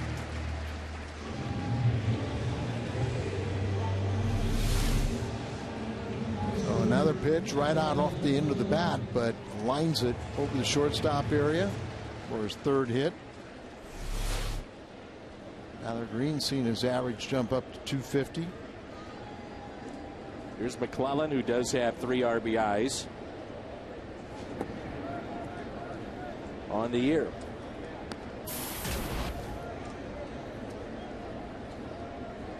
Kyle was an all-state pitcher and first baseman in high school. Here's the 0-1 instead of check.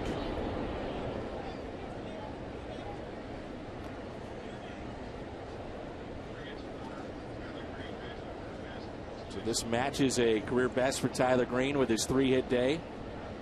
The air comes around to score. And here's the 0-1 pitch.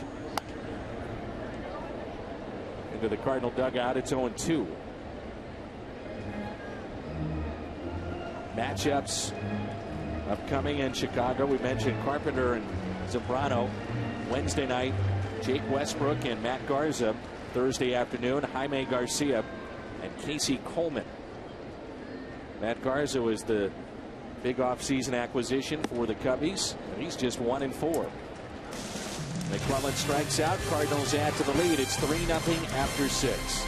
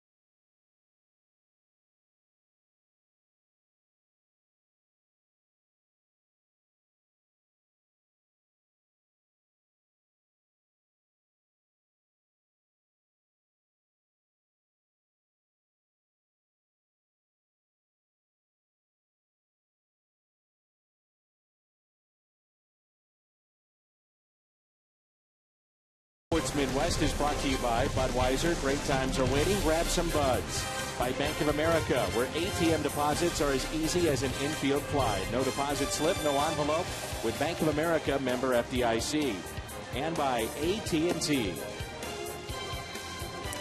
Our buddy Jake Pilcher helping us here in the booth this afternoon. Cardinals have opened up a 3-run lead. They've out-hit Milwaukee 7-3. Both teams have left 6 on. Next time you want to catch a Cardinals game, head to StubHub, where you'll find the seats you want and the freedom to choose where you want to sit. StubHub is the official fan-to-fan ticket marketplace of your St. Louis Cardinals. 77 pitches through 6 innings. So very efficient. Outfield is straight away. Here's LaCroix. LaCroix is 1 for 2. Called out on strikes back in the second inning. Singled in the fourth. McClellan this afternoon has walked 3 and struck out 2. Retired 7 in a row. It's allowed 3 hits, 3 walks, and an inning extended with an error back in the first inning. Hard to believe this is the 16th season for Cardinals manager Tony La Russa here in St. Louis. 33rd overall. Franchise record 1,337 wins for Tony. 8 division titles, 2 pennants, and 1 world championship. Cut off there by Punto. It's good to hear Mike Shannon's visit with Red Shandy's tonight, or I should say this afternoon, on our pregame show. And Red believes Albert will start to hit. He was asked about that, and also on the team in general. The man that makes it all work right there, Jim Jackson on the left. Here's Carlos Gomez. Then we'll see a pinch hitter as Brandon Boggs, backup outfielder, is moved to the on-deck circle.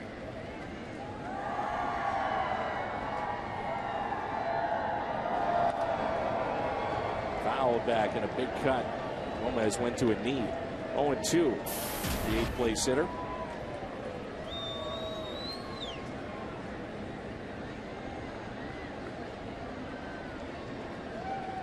And a called 3rd strike. Strikeout number 3 for Kyle McClellan. Now, we saw on Friday night, Al, where Garcia was in such a rhythm where they didn't disrupt him at all. And right now, I think you can say the same with Kyle McClellan. He's in a great rhythm too. Sometimes you go along, you use all your pitches, but then things kind of get to the point where you wear down. You find that consistent release point. Still 84 pitches. I know we've said it in the past, but he did have in the first, because of an error and a walk, and the inning was extended to about 10 extra pitches. But we retired 9 in a row, and they get 10. Pujols underhands to McClellan. Time to stretch on Mother's Day.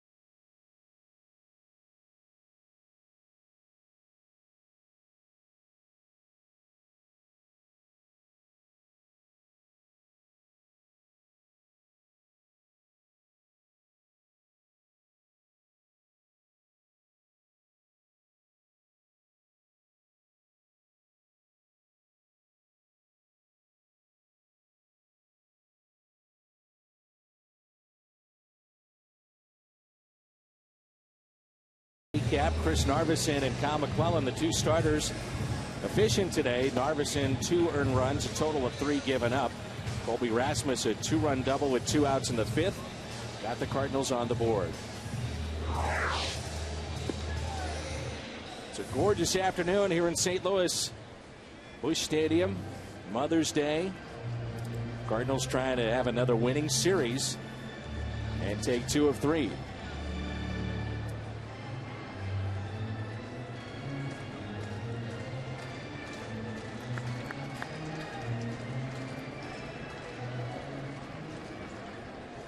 Troy Hawkins will take over for Narveson. He's been around a long time, better than 14 years in the big leagues. First year with the Brewers last year, he was cut short after only 18 appearances with right shoulder surgery.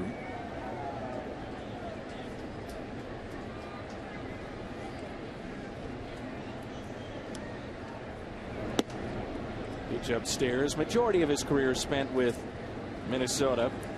Very good ERA again, 1.93. Had a couple of years in Chicago. Matter of fact, in 2004, he was their closer. Closed a bit in Minnesota as well. As Terrio hits a fly ball into shallow right. He's also been with Baltimore, San Francisco, Colorado, the Yankees, Houston, and now Milwaukee. The pink has been worn around Major League Baseball. The buttons, shoes, bats, breast cancer awareness.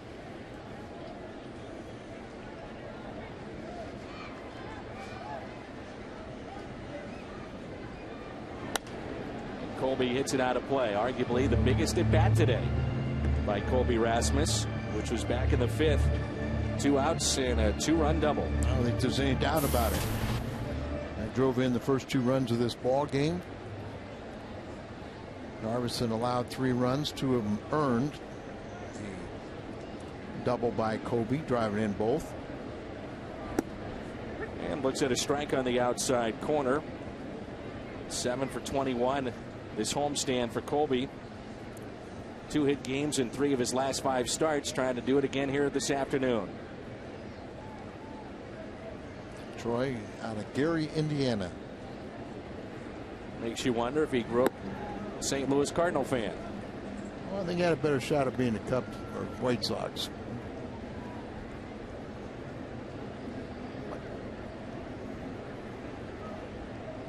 Spread around in Indiana. Yeah. My buddy Scott Rowland grew up a Cardinal fan and a Reds fan. But if you think about Gary, Indiana, you think about trying to go see big league baseball. This would be one of the spots, or Wrigley or U.S. Cellular. Sure. I know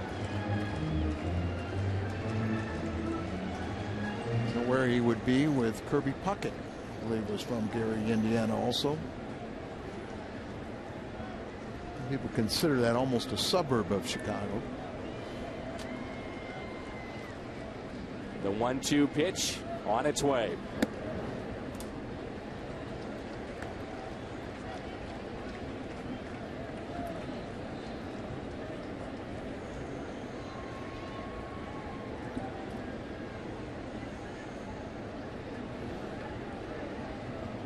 The 2-2 pitch to Colby Rasmus. Here it comes. Get out of play again.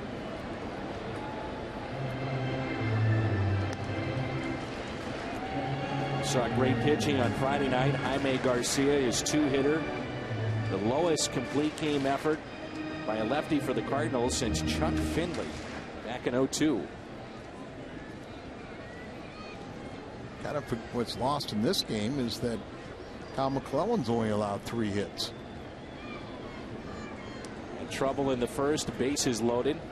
Got out of the jam. They want to go inside here on Colby. The 2-2. Lights it off again. Good at bat.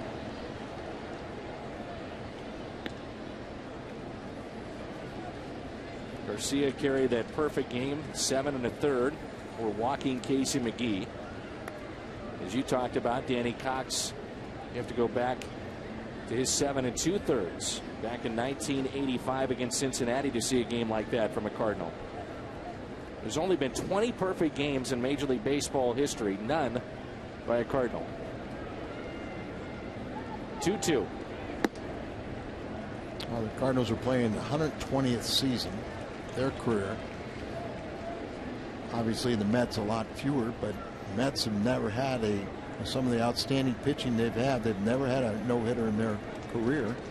And you mentioned of the 20 perfect games, 2 of them were last year. And it should have been 3. 3-2 is popped up on the infield. Ricky Weeks wants it. Makes the catch. Armando Galarraga would have been a perfect game without the blown call by the first base umpire, Jim Joyce. Here is Albert Pujols. Ranks third all-time in home runs against Milwaukee with 38. That trails only Sammy Sosa and Reggie Jackson. Mr. October had 62. And Pujols had 8 home runs against Milwaukee last year, the most in a single season since Sosa hit 8 in 2001. First pitch to him. In the air. Center field. Gomez back. On the track. Can't make the catch. And Pujols gets a gift for a double. Trying to shade from the sun. Couldn't pick it up and picks up a double. And that's only his second double of the year. That is what is shocking. Been a while since he's had an extra base hit. Picks up his second double. He thinks it's a home run. Sounded good. Albert's sitting there watching it. But we were watching the center fielder Gomez, and you could see him fight it. He goes back here, brings the glove up. He's got sunglasses, and he's trying to shield his eyes, looking through his glove. And at the last second, he loses sight, bails out, plays the carom, and Albert gets the gift hit. Brings in Holiday. First Cardinals since Edmonds back in 2000 to hit 400 or better. Through the team's first 30 games, he's up to 402.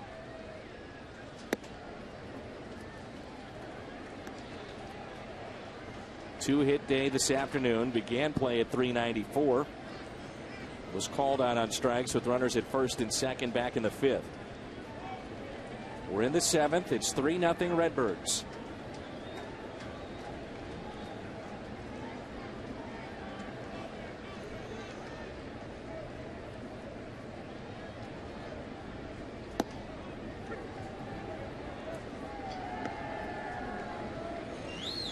Hawkins a hard thrower, but I don't agree with their defense playing their center fielder shading towards right with Holiday at the plate.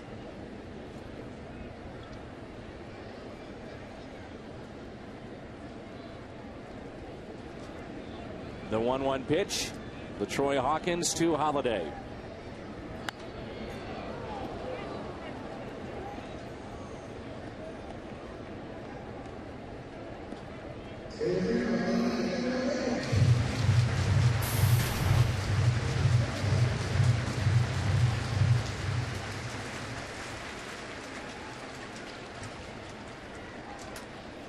One ball and 2 strikes, 2 outs, runner at second base. That's Albert Pujols.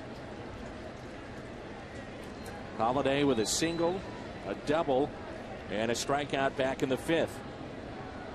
The 1-2 pitch in the air down the right field line, slicing out of play and foul. Another big crowd today here at Busch Stadium in St. Louis for Mother's Day.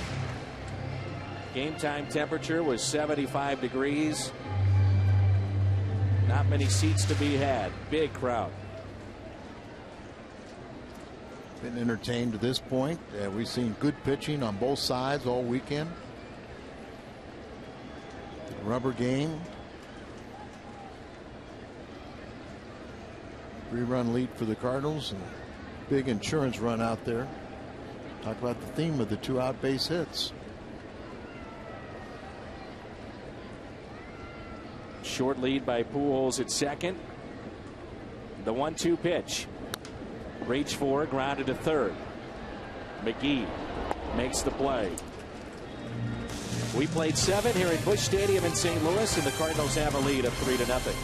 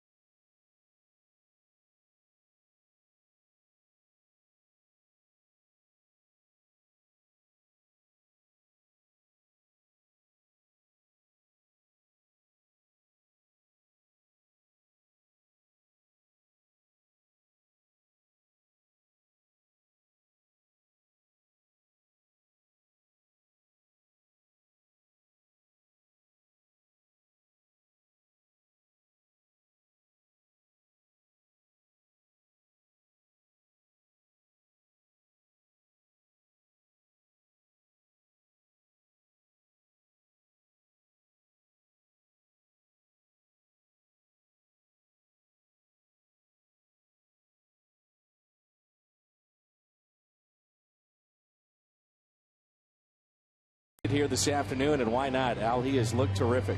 Well, he's kept his pitch count down. There's some guys in that bullpen probably would like to have a little bit of work, especially with the off day tomorrow, but why disrupt a good thing? It's kind of a fine line because you want these starters to never look over their shoulder. You want them to go deep into ball games. So you got to let them go. It's pitch number 87 of the afternoon. Here's Ricky Weeks. He's grounded to second, grounded to third, and also lined out to short. He's retired 10 in a row, so.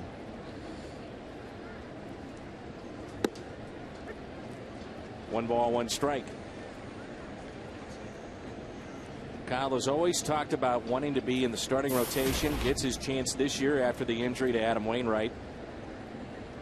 Wainwright goes down.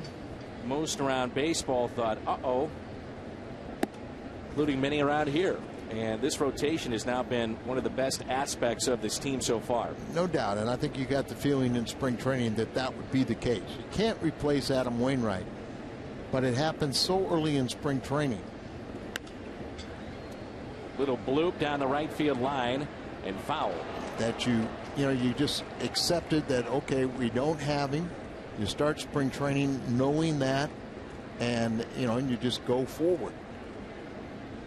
And you had, the interesting thing the last 2 years is prior to this year, Kyle always went there with the possibility of becoming the fifth starter. This year was the first time in 3 years that, nope, you're going to be a valuable guy in late innings in the bullpen.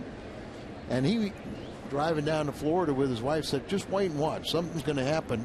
And now this year that I'm not expected to have a shot at the rotation, it'll probably happen for me. So it really didn't change any of his thinking once he started spring training. He just went out and said, I'm going to do what I've done the last couple of years, just prepare and go to spring training and become a starter. From your perspective, Al, all the years in baseball, blessing or curse to be playing in your hometown?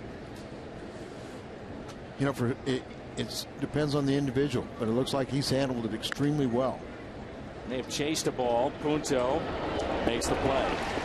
Mike Shannon talks about the difficulty, and he's advised guys like Kyle and Scott Cooper found it very tough to come after a successful career away from St. Louis to come home and find how tough it is.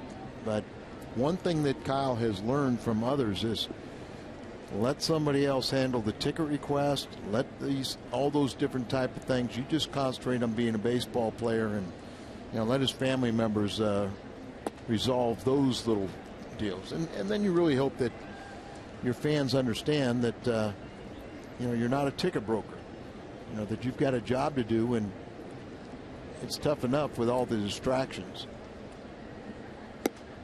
Mark Kotze, 1 ball, 1 strike, 0 for 2. What has helped in that area is that no longer do the players get free passes. The IRS a few years ago deemed the free passes that you wouldn't have now are classified as income, so you have to pay taxes on that. Consequently, a lot of players don't give away the passes they once did. Kyle, the way that he does it is that his mom and dad handle all those requests. Sure. And they can tell those family members no.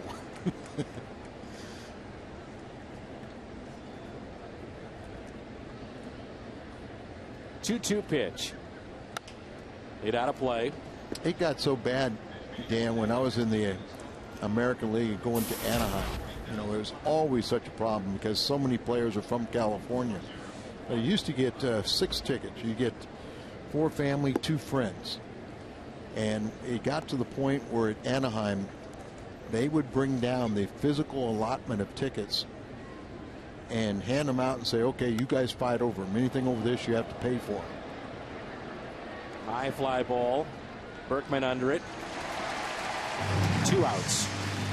Pitch count at 100. Longest outing of McClellan's career, and a right-hander starting to get loose in the pen. Our crowd today, 40,125. 40125. Well, what you really hope for is you have a very quick, maybe a 1-pitch at bat here against Braun, and you get him through 8 innings, and then you turn it over to the bullpen.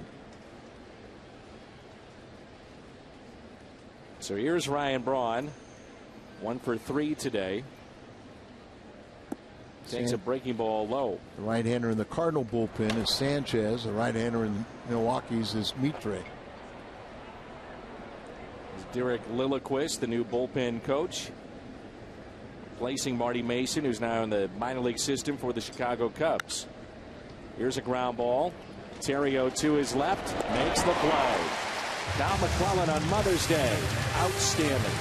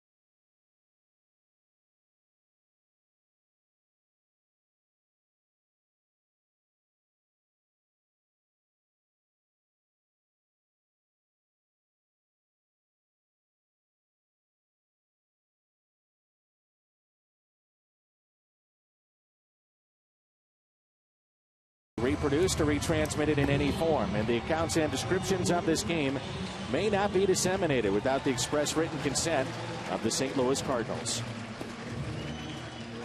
Along with Abraboski, Dan McLaughlin on this Mother's Day. 3-0 in favor of St. Louis as Mitre takes over for Milwaukee. Now the question becomes here, Al. No. You've got the right-hander. Well, let me just throw the question out there. You've got the question being, posed at this point. You don't even know what I'm about to say. Sergio Mitre, the numbers for him, the former Yankee and Cub. But you have a couple of right-handers getting loose for the Cardinals. Would you let McClellan start the ninth and gives up a base hit? You go to your bullpen. You'd be tempted to do that, but I think the answer is no. You've got a close ball game. It's 3-1. See Franklin and Sanchez throwing here. You would love to do that. And, there's no real right or wrong answer. But the way you've got these young guys, down there, that you let them start an inning fresh. That's where most guys are comfortable. You can tell Kyle that, hey, look, you pitched a great ball game. You've on your career high in innings, 7 or 8 shutout innings. We're going to need you. This is still. You've got to see, can he do this over the course of a long season? We all think he can, but it's still, taking a toll. Pitching over 100 pitches now. It's still a relatively new thing for him as he's stretching out. Berkman now hitting from the left side. Off the shoe of Mitre. The shift was on. They take a hit away from Berkman. That was an absolute rocket off the pink spike of Mitre.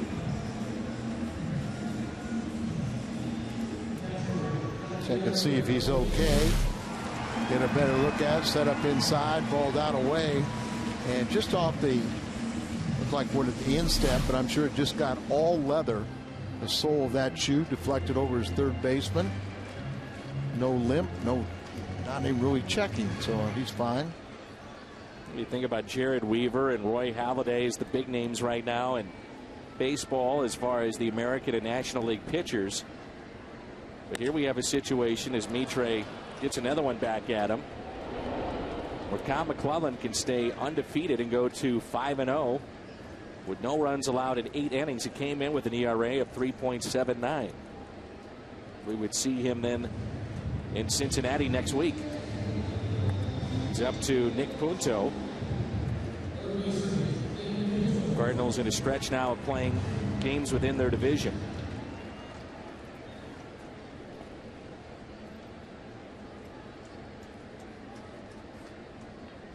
Redbirds are 6-5 at the start of play inside their division, and just 500 here at home at 9-9.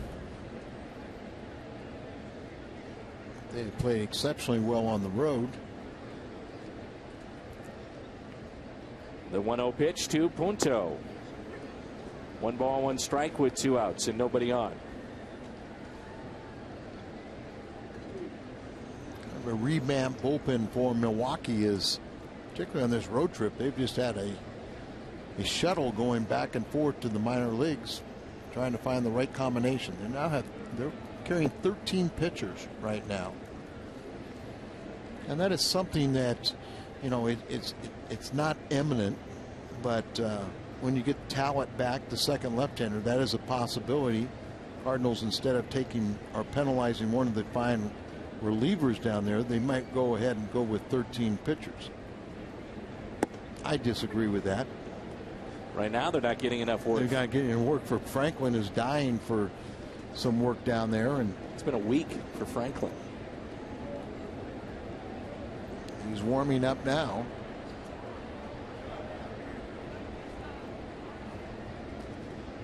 Fielder, McGee, Betancourt due up for Milwaukee.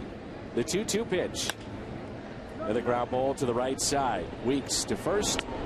Cardinals go 1-2-3 in the bottom of the 8th.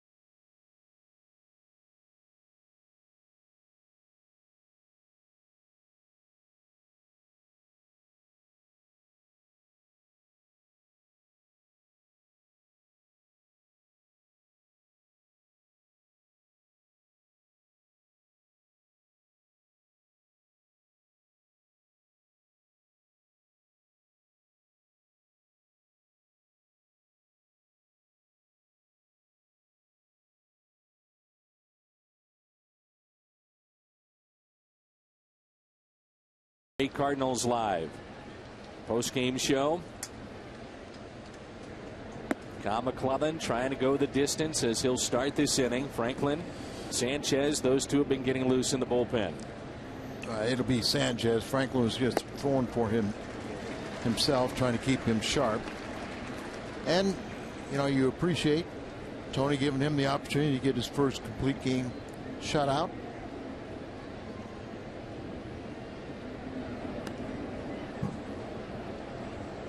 I disagree with it, but we'll see.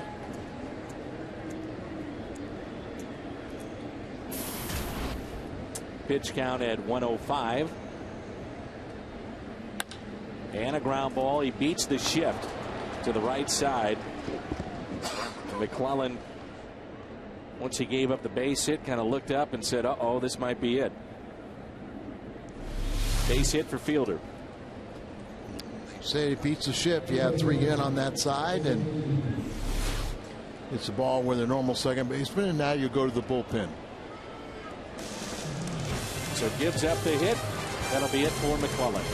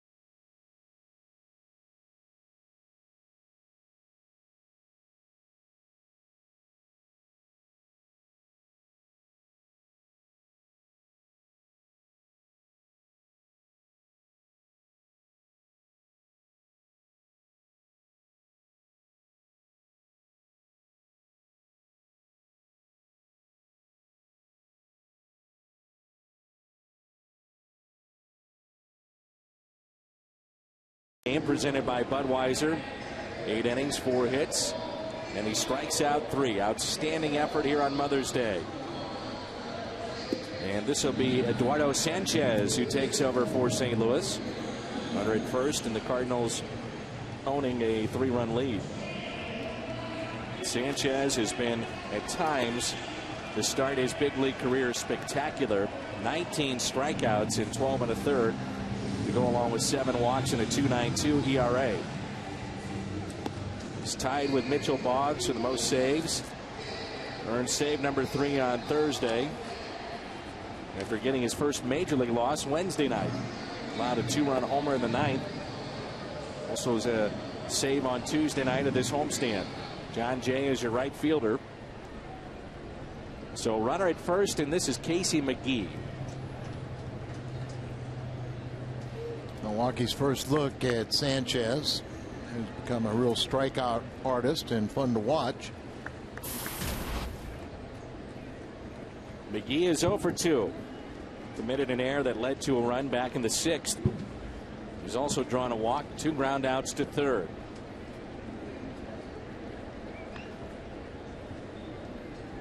First pitch by Sanchez.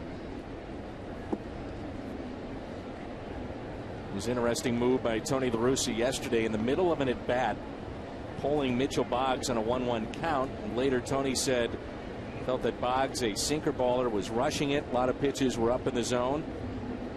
Brought in Mott to potentially get a strikeout or a pop-up. Didn't happen. 2 balls and no strikes. You can make all the decisions in the world, but it's up to the execution of the players.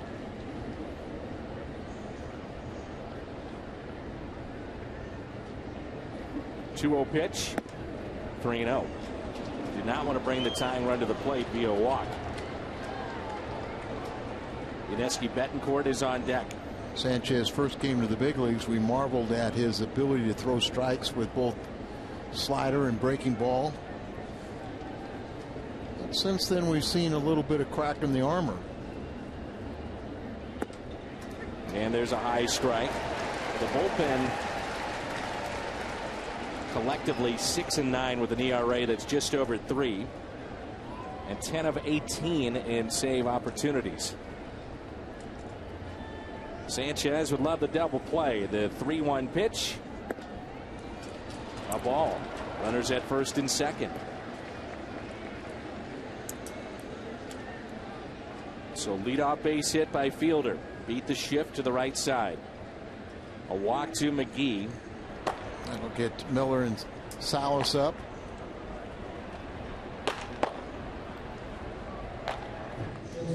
Betancourt popped out to second. One of the real key at bats for Kyle McClellan today was in the first inning. The bases loaded, and Betancourt popped out to shallow center. The catch was made by Green. He's also flied out to left and grounded out to short. Wasn't necessarily a routine play either, just the location. Tyler Green went back and looked at his shortstop, and then at the last second he made the catch.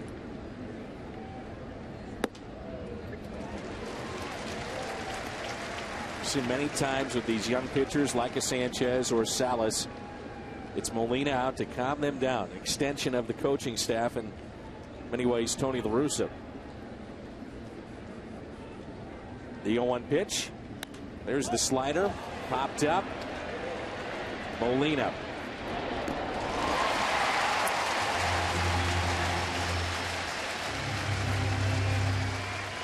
Like a hanging slider. They just got underneath it. Popped it up. That helps. The runner's still at first and second. So Kyle McClellan, all he can do is watch. A great job by Kyle. Career high 8+ innings. Only 4 hits allowed, and hopefully part of a combined shutout. One out, runners at first and second. Pitch at 92. Now, in the minor leagues, we were told that consistently Sanchez was around 91, 92, but you talk to some other folks, they say not all the time. Said occasionally he would pop 95 to 96, and we've seen that more times than not up here in the big leagues. Ooh, nasty slider. 0-2. Big difference between the 95, 96 versus 91, 92. But there's the equalizer, that breaking ball. Kind of a sweeper, but you know, we've seen him throw it in some very good locations. And now 0-2, he can afford to throw it off the plate and get him to swing at it. Another like slider. That. 1 ball and 2 strikes.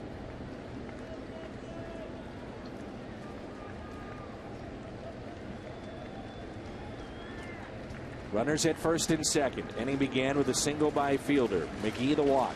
A pop out. Now a 1-2 pitch to LaCroix. Got him.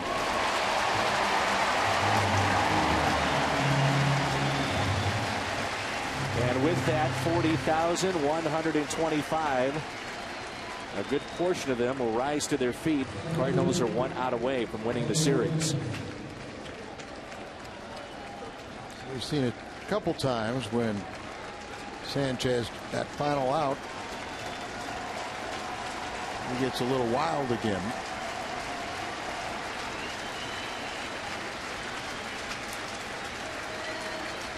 Carlos Gomez, final hope for Milwaukee. Runners at first and second.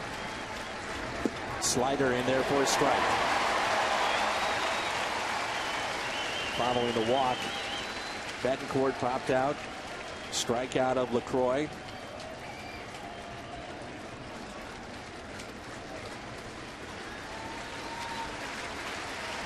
The 0-1 pitch by Sanchez. 96 just off the plate. If you can get that a slider over for the strike like he did on the first pitch to Gomez, in the back of their mind, they're always looking about that, and you can throw the fastball by you. Another slider, just missed. 2 balls, 1 strike. Gomez does have the occasional pop. 2 home runs so far this year to go along with his 12 RBIs. He has a double, a walk, and a strikeout this afternoon. A 2-1 pitch. Here it comes. 3-1. Looks like Craig Counsell has moved to the on-deck circle. If it would come to that, would Tony La Russa go to Trevor Miller? Yeah, but you bring in Trevor, and then they go to Hart. A 3-1 pitch. Missed on the outside corner. Bases loaded. 2 walks in the inning by Sanchez. Tony La Russa on the second step inside the dugout. Craig Counsell will be the hitter. Salas, Miller are ready to go.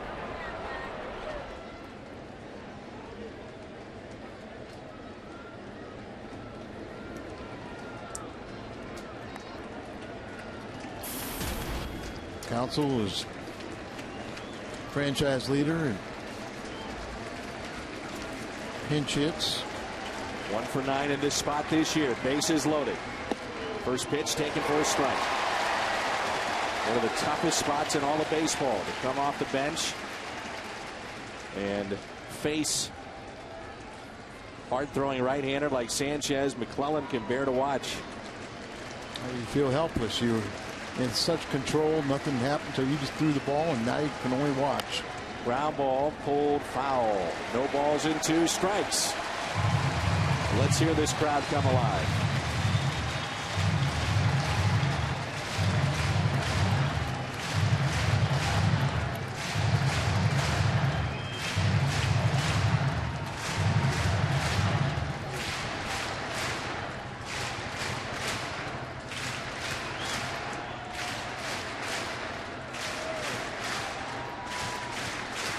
The 0-2.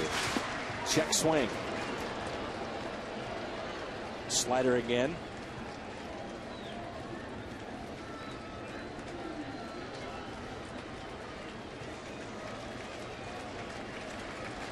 Craig Counsell, a valuable player for a number of years. A couple of world championship teams with Arizona and Florida. Native of Milwaukee.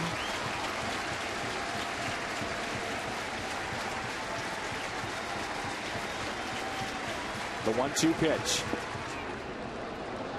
Nice block by Yachty there. Make it a little more interesting, isn't it, Dan? Mm-hmm.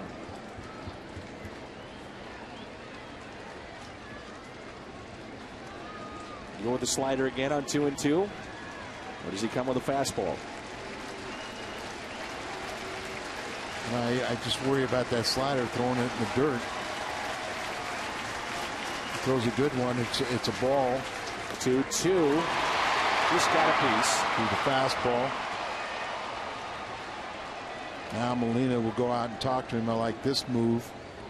On the 2-2 pitch after threw the fastball there. Do you want to repeat it? Do you want to try and backdoor that slider? If he has a right-handed batter, I've got a lot more confidence in the slider.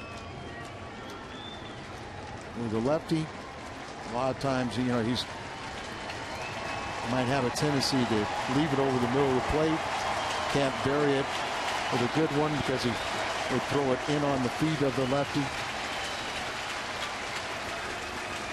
The 2-2 pitch on its way.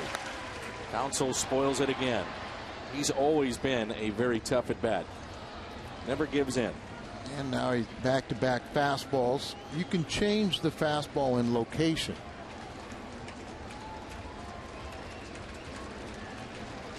But that's the thing about Sanchez as a hitter. Can't really single one pitch.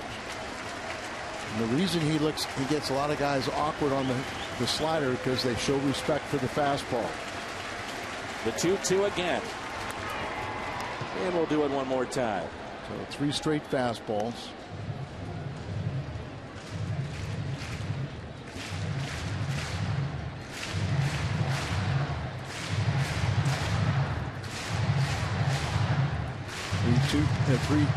Excuse me, 2-2 pitch. You don't want to run it 3-2. So you really don't have the luxury of really making that borderline pitch.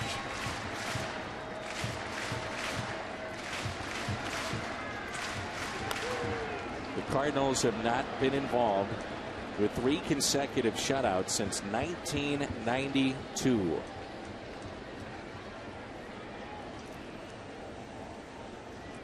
What a battle here with Sanchez and Counsell. Fielder, McGee, Gomez, all aboard.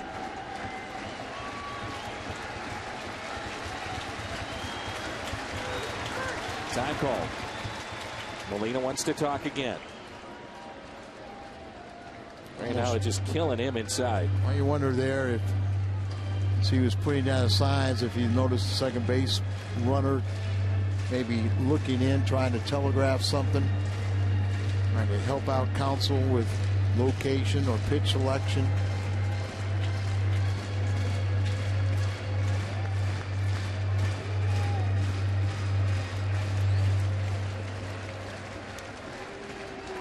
Bunch of fastballs in succession.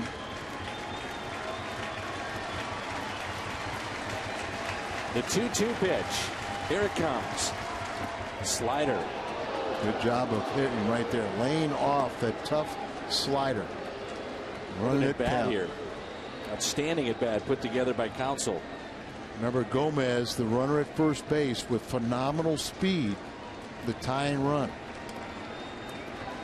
9 pitches this at bat. He's worked it to a full count. 3-2. Time called by Counsell. Now the veteran makes the pitcher wait. 25 pitches already thrown this inning by Sanchez. Here it comes. Pitch up and in, just got a little piece of it.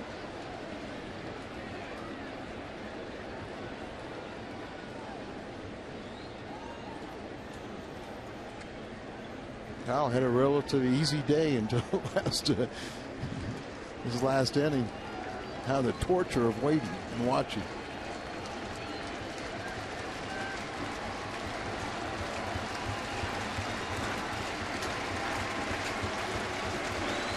A 3-2 pitch yet again. Runners go. Counsell hits it out of play. This is why, one of the reasons he's still in the league. Gives a very competitive at bat, especially off the bench. Good guy also, but having the resume of a couple championship, being a member of championship teams, and he was a starting player back then. Get that label as a winner, it stays with you. So again, Molina out here to talk to Sanchez.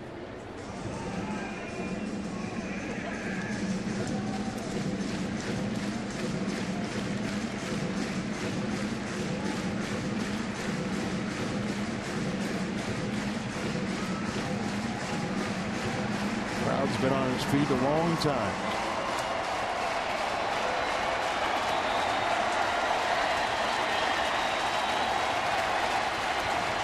The 3-2. Check on the runners. Just talking today about you never see the bases loaded pickoff at second.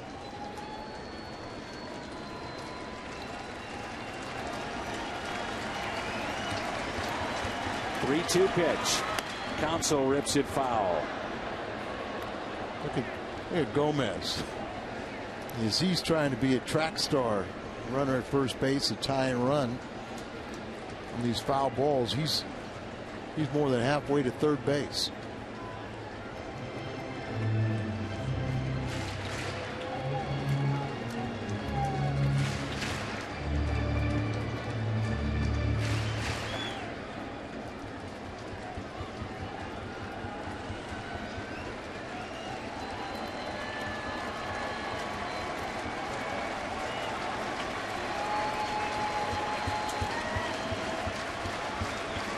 The 3-2 pitch.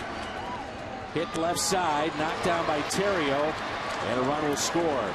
Game is extended. Fielder scores. It's a big play by Terrio, though, to make sure that stayed on the infield. Knock it down, you save at least one run. What an outstanding at bat there by Craig Counsell. Great at bat. Now Kyle McClellan, starting the ninth inning, gives up a base runner. Just putting it in play, and there's a great job by Terrio, looking all around, trying to find an out that he can get. And Tony seeing enough from Sanchez. Gave up a couple of walks in that infield hit. Salas coming in to try to finish it off. Ricky Weeks will be the hitter.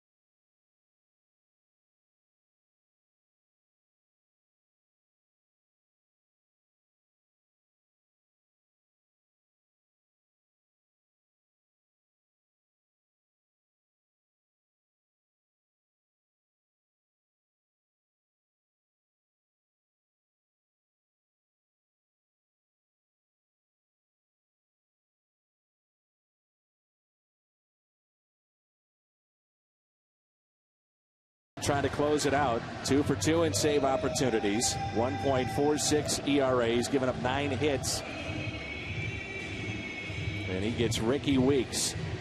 Weeks is 0 for 4 today. Grounded out to third. Hit a screamer to short, lined out in the second. Grounded out to second in the fifth. Grounded out to third in the eighth. A base hit could tie this game. That's it. Remember the speed at Gomez. Now it's at second base, the tie and run. Any base hit to the outfield, you would assume that they would have that run easily. Weeks is swinging a miss. Salas has struck out a batter in 8 consecutive appearances and 8 of 9 this season. He was a closer at Memphis when he was recalled on April the 13th. He had a pair of saves, no runs allowed in 3 games, 3 innings. Strike 2. So it can Milwaukee down to their final strike. There's an 0-2 count on Counsell also. But Ricky Weeks, you know, is a tendency. Yeah, he has long ball power, but he also strikes out.